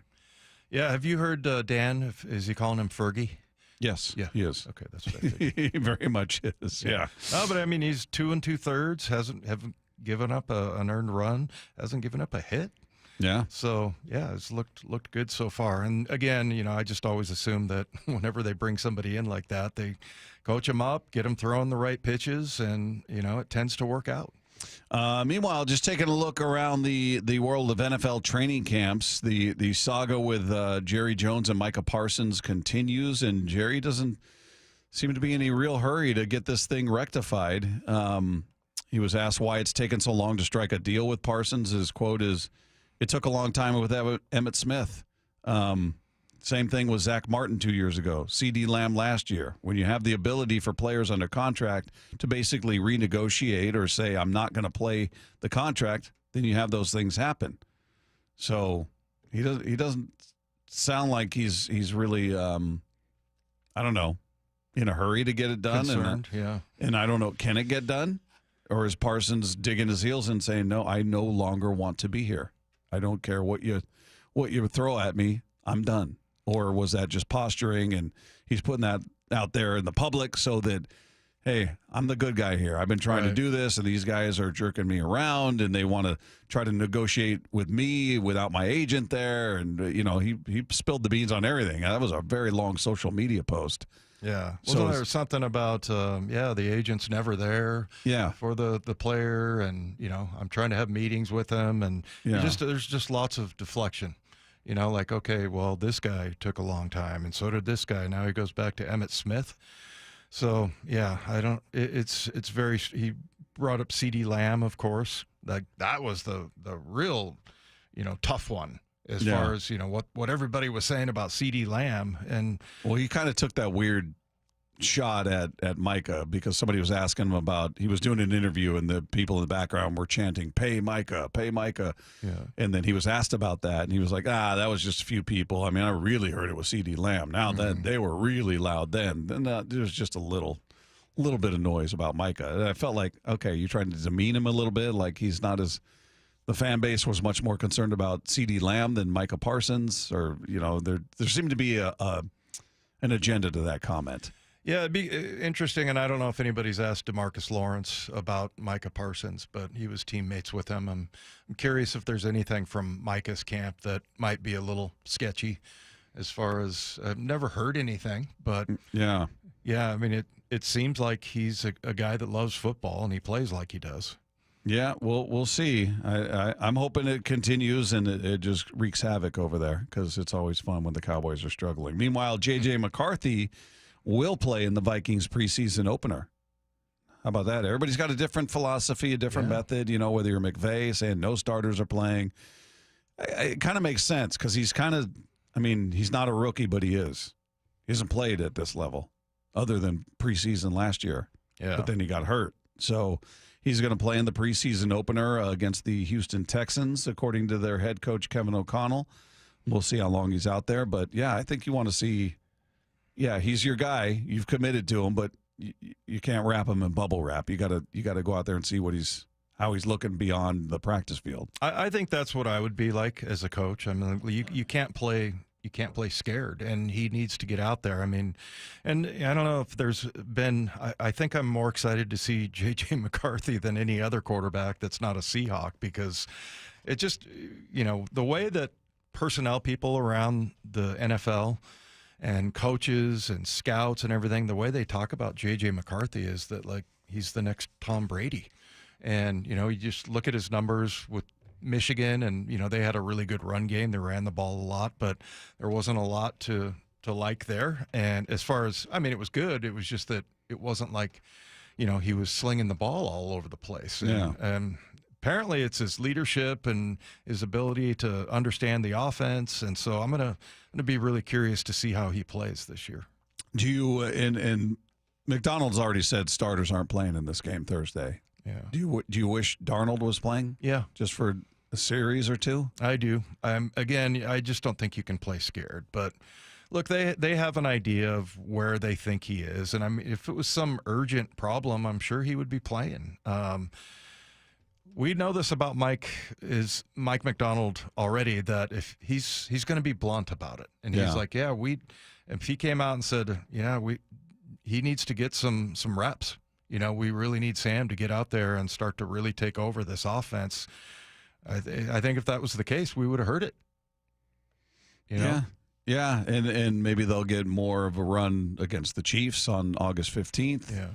Yeah. I just think with that much new, though, on that side of the ball, I just wanted to get them as much time together against legitimate opposition, not your guys, not that those are valuable reps too, but somebody who's scheming to beat you, somebody you're not seeing every day in practice. I think just even a series or two. Right. Yeah. Doesn't have to be a full quarter or full half, but just pretty unbelievable that the NFL is evolved to this point where it's like you have 3 preseason games and you don't play your starters. Yeah. That's Rabel. He was at a time when they had 6 preseason games. Soon we're going to be at 2. Yeah. That's not if, it's when. They're going to go to 18 games. There'll be 2 preseason games. So, yeah. I wonder if this joint practice thing is going to take off, and that's going to be the way people go, because you can kind of control it, and I don't know if there's any less chance for injury necessarily, but you can certainly dictate what you want to work on. Right. Today is the final day. You can enter to win 4 tickets to watch the Seahawks host the Chiefs, as we were just talking about. That's Friday, August 15th. All you need to do is open the Seattle Sports app, click the Win tab to find out how. Now, if you don't have the app, just text the word app, APP, to 866-979-3776. We'll send you a link to download it. It's completely free. Meanwhile, the Mariners have the day off today, but we have some questions about what we're going to see over these next few weeks. That is coming up next with Wyman and Bob at Seattle Sports on 710. Blue 88 every day at 7:45 on Brock and Salk. What are you hearing with these young Seahawks? Yeah, the words I continue to hear, betting on themselves. They're betting on themselves because these college kids are coming into the league with millions, But if you're Kobe Bryant, are you going to say, hey, man, on this defense, I'm going to be a great player. And I'm going to go to the market, and I'm going to have 31 other teams bidding for me rather than taking it now. Blue 88 on Seattle Sports. Get the podcast on the Seattle Sports app. Hey, it's Dave Wyman for Swedish Cyberknife. We had Andy Ryder. He's the mayor of Lacey, but he's also a Swedish Cyberknife patient. We had him and Dr. Landis from Swedish Cyberknife in studio a little while ago, and a couple of things that really stood out about Swedish Cyberknife's treatment. Number one, it only takes 5 sessions. Andy was able to complete treatment in 1 week, Monday through Friday, didn't miss work, and continued to work full time. And also, each treatment session lasts less than an hour. So he was able to remain comfortable during treatment. You can wear your street clothes in, didn't experience a lot of side effects other than just mentioning he was a little bit tired. But you compare that with other treatment methods for prostate cancer where you have to have surgery or a catheter. I mean, it's night and day with Swedish Cyberknife. Also, it's really cool to see the relationship between Andy and Dr. Landis. Andy held him in such high regard, and rightfully so. Dr. Landis is a multiple-time recipient of the Seattle Top Doctor Award. We talk about building a sports team and trying to find stars. Swedish Cyberknife truly has that. It's an all-pro roster of doctors and world-renowned experts in their field, just like Dr. Landis. And Swedish Cyberknife treats patients from all over the state, and you don't need a physician referral. You can reach out to them directly. So if you've been diagnosed with prostate cancer, go to swedish.org/cyberknifeprostate. Treat prostate cancer with Swedish Cyberknife. From whiplash to herniated discs, there are a few car accident injuries we've all heard of. J.P. Pendergast with Pendergast Law explains that even the most common injuries differ from one another. Pre-existing conditions, health history, beginning of treatment. There are hundreds of factors that make every person and every injury unique. While these variables aid medical treatment, the strongest case recoveries must also take them into account. Could you explain a little bit more? Our team at Pendergast Law is obsessed with turning over every stone to differentiate each case. This requires thorough investigation, diligent listening, and relentless research. We never pursue cases with a one-size-fits-all approach. We built our success by treating every injury and every case with the individualized attention our clients need and deserve. Pendergast Law's individualized approach to even the most common injuries makes the difference in case outcomes. It's another reason why I can't recommend them enough. If you or a loved one has been injured in a car accident, call Pendergast Law. We can help. You gotta love baseball season, but when it comes to your windows, you don't want any curveballs. Riq Riz here, reminding you to trust your clubhouse with locally owned Pella Windows and Doors of Western Washington. Experience the difference with high-quality products, expert installation, and top-notch customer service. It's always a home run with Pella.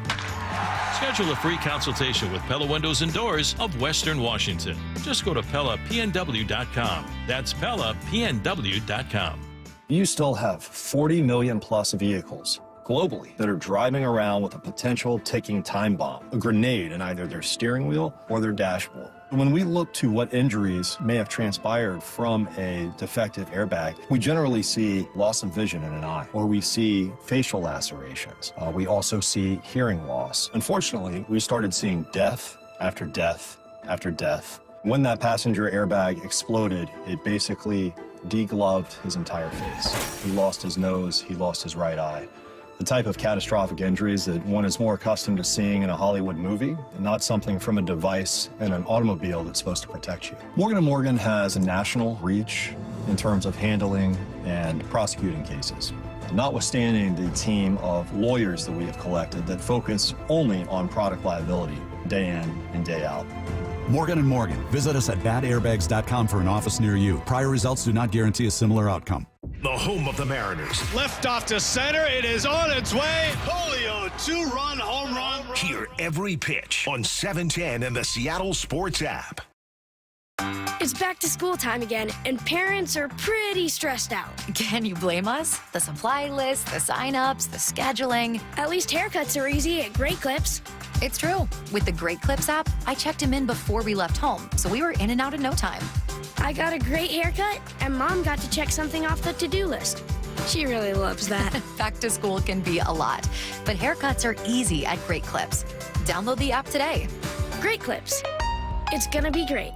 Well, I'm here with my good buddy, Dr. Dan Nelson from Eastside Pain and Regenerative Medicine. And you've heard from Dr. Dan's patients over the years how a simple stem cell procedure has successfully conquered their pain. Well, folks, now it's my turn. After years of dealing with knee pain from all the football abuse, I can say my knee pain now is almost 100% gone. How'd you do it, Dr. Dan? Well, Brock, personally, I'm very happy that you did so well. And your story is like so many of our other patients who come in, former athletes and non-athletes as well, who have come in with chronic knee pain, and they are looking for alternatives besides knee replacement surgery. And we're happy to provide this service. It's been truly a game changer for so many folks. It's just been a pleasure to be part of this. Consider Dr. Nelson, the only doctor with over 30 years of experience in pain medicine techniques, including stem cell therapy. I was in and out with a couple of follow-ups. It's a non-surgical solution to pain using your own stem cells. Consider stem cell therapy with Dr. Daniel Nelson, MD at 425-823-4000 or visit danielnelsonmd.com. That's danielnelsonmd.com. You're free now. Free to stream beyond your wildest dreams. Rom-coms, slasher-coms, space operas.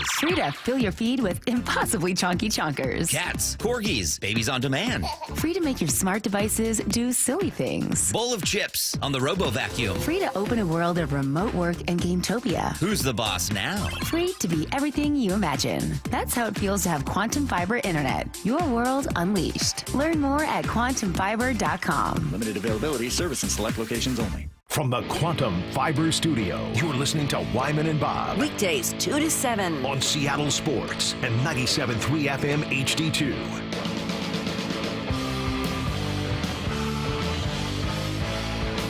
Mariners with the rare day off today. They get back to it tomorrow. The White Sox come to town for a 3-game series, so looking forward to that. I'm always excited for Mariner games, even if they're upsetting me, they're not playing well. I'm just always looking forward to that next game. But you're pissed they're not playing tonight. Now I'm really looking forward to those games. Them not being on tonight bothers me. Yeah, you know what? I can't get enough of Josh Naylor.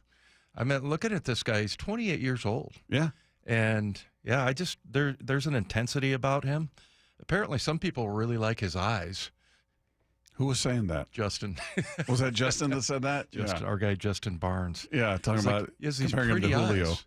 Yeah, the pretty eyes. I don't know, man. You look at the look on his face most of the time. I don't know. He's all business. Yeah, man. He is, and I think he's known as being a really smart baseball player, and I think you can attribute that to him and Cal of how they're able to steal bases. Yeah. Right? I mean, it's not like he's the fastest guy in the world, but what's he got, 3 already here with the Mariners? No, he's got like 6. Oh, my God. 6 or 7, since he's been here. Yeah. It's crazy. He's just running all over the place. I know. He's a maniac. But, I mean, obviously it's his knowledge and he's paying attention. And but, yeah, I love having him in the lineup. It's just, I mean, obviously Eugenio Suarez, we know exactly what we're going to get out of him. But, yeah, Naylor's kind of fascinating to me and just how he fits in. And, and I haven't really heard how he felt about this trade. But I don't know. He seems like he's just all business, very serious, and he's a hell of a player and not that old. No, he's right in his prime. Yeah. So he's a guy that hopefully, if things continue to go well, that he the Mariners are interested in bringing him back. He'd like to be here, more importantly, and hopefully they get a deal worked out because you traded away what many thought could be your first baseman of the future in Locklear. So there's a vacancy there, and he fits the bill. Now it's amazing. He's played 10 games with the Mariners. He's got 6 stolen bases. He played 93 games with the Diamondbacks. He has 11 with them. So I don't know if they encouraged him when he got here, like, hey, man, you know what you're doing out there. You got the green light. I mean, he's already more than halfway to his total in 93 games. He's done it in 10. That's strange. Yeah, and he hasn't been caught yet, so keep it up. Yeah. Keep it up. But, yeah, he's an interesting guy. He's all business. I'm just excited to see this team perform, and we're coming down the stretch. You're under 50 games to go. I was going to say, I don't see him doing the handshake thing that everybody does. I don't know if I don't think he's had time to learn. He thinks that it's nonsense, maybe, which I just think is kind of funny. He thought, when he handed the trident back, he's like, hey, just hold on to this. He kind of looked like, hey, what do I do with this? Here, yeah, take that. And he looked a little awkward on the little dance they do at the end when they do the little dance to celebrate the victory. Yeah. Looked like he was trying to find his timing. You kind of see him looking at everybody's feet like, all right, kick. With kind of a serious look on his face. Yeah. I don't know if that's his favorite thing, but yeah. I wonder if he's going to go to the guys and go, hey, guys, on this, I'm out. Sorry. Not doing this. That would be bad.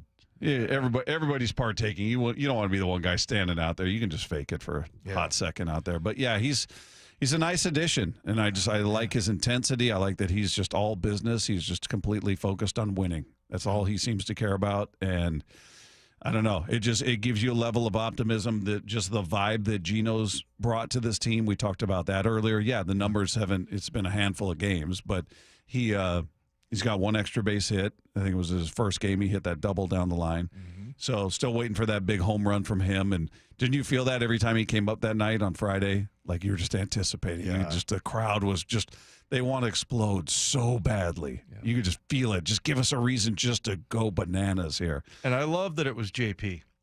You know, not the most likely home run hitter. No, and he hits 2 in that series. Yeah. And gives them the win one time, gives them the lead. It was a 3-3 tie when he hit the other one. So yeah, good for him. And that's after him being bumped down to the 8-hole. I would leave him there. Yeah. I said 8-hole. Okay. Yeah, that's right. I thought that's what I heard. I saw you looking up over there. But I would leave him there. I would just, if I'm Dan, I'm rolling with this until it's not working. Right? Arozarena is not your prototypical leadoff hitter. And if Robles is healthy, I'm putting him in that spot. But as it sits right now, okay, this is working. So far, so good. Keep rolling with it. Yeah. Well, and I'm just looking at the first game of the series where they won 6-0, and Julio goes 0 for 4. He had 1 strikeout, but he doesn't ever change, like his personality. I mean, and again, we talked about this at the Open that, you know, it doesn't seem to. I mean, he wants to be a superstar, but it's not like he's going to do anything. He's not going to go in the tank or anything. Just his personality, and he continues to play great defense. He's really hitting the ball. He's just hitting it into the ground a little bit too much, but now he's starting to hit it harder, and you know, I think that's going to help him. But yeah, just having that cushion, and I think my favorite game was that first game because the 7 and the 9 hole are the ones that got you a spot that got you all the hits. I mean, those guys, Canzone had 2 hits. Cole Young had 2 hits.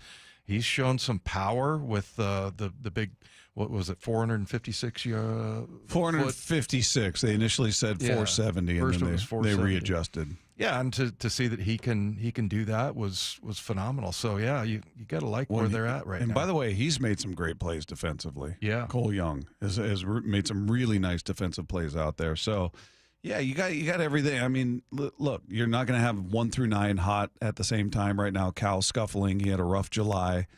We'll see if things get turned around here in August.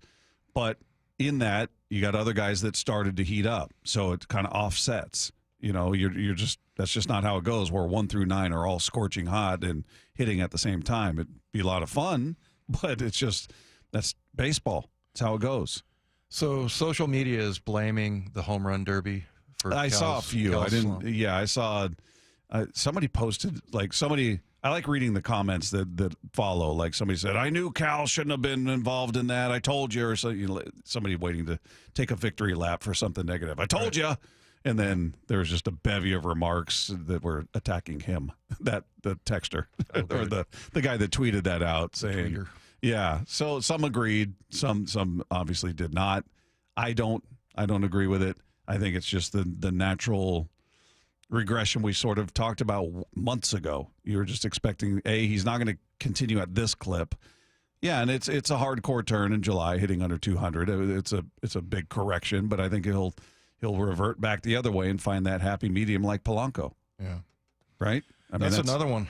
Yeah, that all of a sudden could heat up. You could see that starting to happen. I think he's where he's at. Like he's in that 250, 260-ish range with some occasional pop, and he's been solid. He had a brilliant April, dreadful May, dreadful June, and started to turn around in July. Right. So it's all coming at the right time because Cal's cooled off, other guys heating up. As long as you got other guys picking up the slack, you're good. And hopefully the rotation can start getting deeper into games. More importantly, take some heat off that bullpen. Did not help Castillo going, 4 1/3? I think is what he did. Yeah, 4 1/3. That wasn't great. And he had a 37-pitch second inning in that game. I mean, just killed his pitch count. So, yeah, you can't have those because that just completely destroys your bullpen. But that's kind of a shame for him because he just came off a 7-inning performance. Oh, he's rolling. Where 1 earned run, only gave up 5 hits. Yeah. So, all right, coming up, one story we heard earlier had a few people questioning everything we know about Bob. Is that right? All right. What we learned. Coming your way next with Wyman and Bob. It is Seattle Sports on 710. As the calendar flips to August, it's all about the push to the playoffs. Swung on, hot shot down the third baseline. He's gliding into second. Welcome back, Eugenio Suarez, a double. Tomorrow night, Mariners, White Sox. First pitch at 6:40. Pregame at 5:30. Every pitch of every game is on Seattle Sports on 710 and the Seattle Sports app, the home of the Mariners. It's warm outside. The sun is shining. That's baseball weather. It's also motorcycle weather, and I know a lot of my fellow riders listening out there feel the same way. But as we all know, we assume a little bit more risk out there on the motorcycle. And if you're somebody that's been injured in a motorcycle crash, here's what you do. More importantly, what you don't do. Don't settle for a firm that says they're motorcycle lawyers. You got to trust the ones who actually live it, that you know. And you know Law Tigers have been a part of the writing community for nearly a quarter century nationwide. They're there 24/7, 365 days a year because writers deserve real support when they need it most. And Law Tigers is the resource writers can turn to when they're in need. Now, you see them everywhere. You see the billboards, obviously, but you see the vans, you see the tents. Every event out there, they're supporting all the clubs, all the shops. Law Tigers are in the thick of it, and they're always there by your side. Even better, if you have a situation where you are injured, your case evaluation is always free. There are no fees until your case settles. They don't get paid until you get paid. So you never ride alone with the Law Tigers. Washington's motorcycle lawyers. Jimmy Cook, 539 Broadway, Unit 104, Tacoma, Washington, 98402. Hey golf fans, Jordan Babineau here. Get ready for an unforgettable weekend at the 2025 Boeing Classic. Come see Masters champions and Hall of Fame golfers battle it out at the club at Snoqualmie Ridge, August 8th through the 10th. Bring the whole family and check out Seahawks Village, packed with fun for all ages. Plus, celebrate 20 years of the Boeing Classic, supporting the Benaroya Research Institute at Virginia Mason Franciscan Health. It's more than just golf. It's an experience you won't want to miss. August 8th through the 10th. Tickets start at just $20 and kids get in free. Visit BlowingClassic.com for more. Beat rising costs at Lake Washington Windows and Doors. For a limited time, get a 20% inflation discount and enjoy easy 18-month free financing with 0 down, 0 payments, and 0 interest. Details at lakewashingtonwindows.com. This is for all you guys on Viagra. ED pills are no longer needed.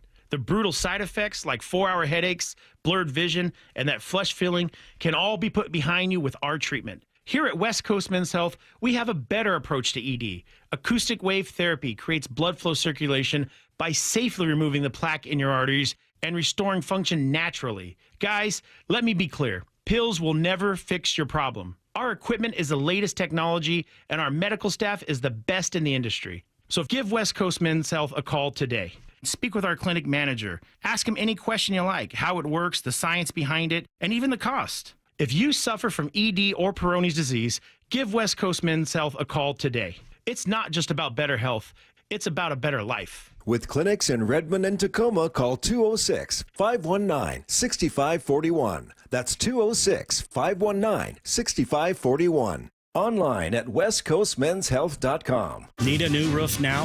With State Roofing and Exteriors, you can get started with 0 down, 0 payments, and 0 interest for up to 24 months. That's right. Protect your home now and pay later. Call 866-ROOF-ROOF or visit stateroofing.com today. Seattle Sports is giving you a shot at winning 4 tickets to see the Seattle Seahawks host the Kansas City Chiefs on August 15th. Just open the Seattle Sports app, tap the Win tab in the bottom right corner, and enter. You can enter once per day, so the more you enter, the better your chances. Enter daily from July 30th through August 4th. Full details and rules at seattlesports.com/win. From the home of the Seahawks, Seattle Sports on 710 and the Seattle Sports app. The home of the Mariners. One hopper snared at short. On a quick hop by J.P. Crawford. That guy's a magician over there at shortstop. Seattle Sports. Download the Seattle Sports app. Icy cool and oh so sweet. It's $305,000 in cash. Turn over a new leaf by winning your share of these big summer bucks. Every Saturday in July and August, golden opportunities abound with hourly drawings from 8 p.m. until midnight when one grand prize winner will score $10,000 with $50,000 on the last Saturday of each month. Don't forget, your Reef Rewards card can save you up to 25 cents per gallon at Lummi Bay Market next to Silver Reef. Silver Reef Casino Resort, located off I-5 exit 260. Dave Wyman joined by Dr. Daniel Landis from Swedish CyberKnife. Dr. Landis, when treating prostate cancer, what can patients expect during CyberKnife treatment? So the CyberKnife treatment's an outpatient procedure. Essentially, it's a 5-day treatment, about 30 minutes per day. You walk in, you walk out, you essentially don't feel anything at all during treatment. Many patients still work full-time while they're having treatment. That's incredible. Treat prostate cancer with Swedish CyberKnife. Swedish.org/CyberKnife prostate. History, it had the gold rush. Then came the oil boom, the tech boom, but right now it's the Wi-Fi boom, and Xfinity Wi-Fi is booming. Xfinity has everything you need to tap into the Wi-Fi boom with seriously powerful and seriously reliable connection. It's got 99.99% network reliability and incredibly low lag, so your streams are smoother than making a decision on what to stream. And did I mention that you can even connect to hundreds of devices so you, your kids, your parents, your poker group, and whoever else is at home can all experience the Wi-Fi boom with Xfinity. And the Wi-Fi isn't the only thing that's booming. Get the most reliable Wi-Fi and our best in-class equipment for one consistent price for 5 years guaranteed all in. Plus get unlimited data included and no annual contract, all with the 5-year price guarantee from Xfinity. Visit Xfinity.com, call 1-800-XFINITY or visit a store today. Restrictions apply, not available in all areas. New residential customers only. Select plans only. Xfinity Gateway with X5 Complete required for unlimited data except in certain areas. Most reliable Wi-Fi based on Open Signal Awards USA Fixed Broadband Experience Report, August 2024. Actual speeds vary. This is a house of learned doctors. What you just said is one of the most insanely idiotic things I have ever heard. What did we learn today? No one's a bigger idiot than me. Stupidity is the easiest way out.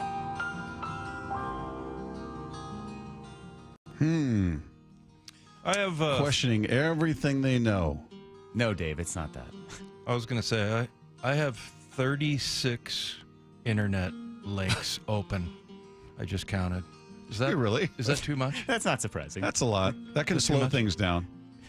Okay. Why do you have so many tabs just open? keep, getting, Josh Naylor, let's look at his, let's look at this, let's look at that. And I open a new one for every one of them, just in case I need them. 36. Yeah. It's a lot of traffic there, man. Yeah. What did we learn today, Levko? Okay, so there was one thing that you guys were telling this story. Take a listen to the very end of this, because it got a few people, myself included, kind of perked up like, wait a second. We didn't think we knew that about Bob, but we did learn something potentially different about Bob today. We had the cool experience of being out in the stands Friday. That was phenomenal. We didn't sit with each other. We had enough of each other. But Dave sat with his friends. I sat with mine on opposite ends of the stadium, and we agreed to keep it that way. But That's right. I mean, what an amazing game, and what an amazing finish. It was. I was having flashbacks to when Cal hit the home run to secure the playoff spot. And the way You were here for that, right? I You was were in the at stands. in the Yeah, stands, I was in the stands for that, and beers being dumped everywhere. You're soaked. Everybody's hugging each other. There are tears. Bob Stelton hugging strangers? Yeah, I was going to say, did you rush home and wash your clothing right away like you do after a plane ride? I didn't say I was hugging strangers. I just. What if they tried to hug you, though? People were hugging. If they were, in the natural jostling. Well, I showed you the picture somebody sent me. Yeah, that's what made me think of it. Somebody was grabbing my arm as we were watching the flight of the ball off JP's bat. You see everybody's head turned looking up, and there's somebody like behind me grabbing my arm looking up at the same time. Like, what are you? I didn't know. I didn't even feel it. I was lost in the moment, Dave. Much like Justin being lost in the eyes of Josh Naylor. What if you are at a game this year, the Mariners clinch the division, and someone turns you a big old high five? Oh, yeah. I would do that. Okay. Yeah. But then what do you do with your hand after? I just hold it like that and run to the bathroom. Yeah. No, I was high-fiving people there. I wasn't hugging them, but there were high fives going around. Yeah, everybody was going nuts. It's a community out there. You get caught up in that moment and But do you, where does your mind go? Like, I think for most people, it's like, okay, execute the high five. We're done. Don't think about it. Are you like, okay, that guy's germs are on my hand? I don't think I thought about it at that moment. I wash my hands? I think that probably hit me. Yeah, because I went down to the clubhouse afterwards. Yeah. And I did make a pit stop into the restroom. Yeah. I was behind you. Went up to the broadcast booth. Yeah. Went into the bathroom, washed my hands, and then I went down to the clubhouse. Yeah. Bob came in. I said, no peeking. I guess that might be the biggest testament to the Mariners, the biggest credit to what they can do to bring people together. It made you not think about germs in a public setting. Bob could be like an advertisement. Look at that, the for power of community. baseball. Exactly. That's right. Just forget about my phobia and just embrace the germy nature of the common unwashed out there. Even Bob. What else did we learn? We learned that, we only ask the most important questions here. How do they remember all the different handshakes that they're supposed to do with I have each no idea, person? man. Because they're all different. Yeah, and I'm just like, okay, I think that's cool, obviously, because, it's a bonding thing. And How much time are they spending developing those? That's what I was wondering, too. And, do you get to a guy and go, wait, which one do we have here? Wait, we did the high, then the low. No, Yeah. I did the low and high with him. Okay, yeah. Yeah, there's a million different little things they're doing there. And Cal, I think he had one with Julio where it was kind of like they went to do something and then they just stopped and wave at each other or something like that. That's what I would do. You guys didn't have any special handshakes, any kind of celebration, choreographed things going on when you were playing? Yeah, I remember there was a linebacker that taught me when you do the bro handshake and then you can snap your finger. Okay. On the other side, that was one, and he was like, "No, this is how you do it." And he was teaching me how to do it. You guys were and practicing. everything. Yeah, but other than that, I don't know how much time they spend on it because some of them go on for 6-7 seconds. Yeah. They're jumping up, their hand slaps, arm raised, kick this leg up, hit elbows. All right, here we go. There's a lot of activity going on. And also, as you know, lots of germs exchanged in those. That's exactly right. What else did we learn? Well, we're going to hear more of this conversation coming up, but we did learn that if Brian Wu struggles tomorrow, it is on one man. It is Ryan Rowland-Smith's fault. And it doesn't mean that he's cooked for the rest of the year. It's been a tough stretch of late. This off day for him, and here I am as I say this, I got Brian Wu out there in the sun for 3 hours yelling at kids. Isn't he pitching tomorrow? Yeah, he's pitching tomorrow. I've got him doing the hat swipe contest with a 10-year-old. And by the way, he didn't even ease up. I've got this hat swipe contest I do at my camp, and he didn't. I was like, dude, let the kid win. He didn't even let him win. I couldn't believe it. But I'm sitting there, and he's done the 150th photo with every kid because he's such a legend. And I'm sitting there going, man, this guy's going to pitch tomorrow, and it's an off day. And What was the contest you were saying? I don't. Could you say a hat swipe contest? Brady, is this a baseball thing? I don't know. No, this is not Yeah, a I couldn't baseball tell what the contest was, but all I know is he wasn't taking it easy on the kids. He wasn't letting them win, which I think is hilarious. I like Brian Wu even better now. Yeah. I don't care if you're 10. Yeah. We come here to compete. That's right. The world's a cold place. Yeah, that's right. You got to learn early, man. You got to earn it. What else did we learn? I'll tell you what. I think we kind of knew this, but we really learned today that Mike McDonald just always coaching. There was a funky flag that was thrown right there on third down by the ref in charge, I guess. I like that he's complaining about officials in a mock game. A bit of a funky flag. I don't know what that guy's looking at, but whatever.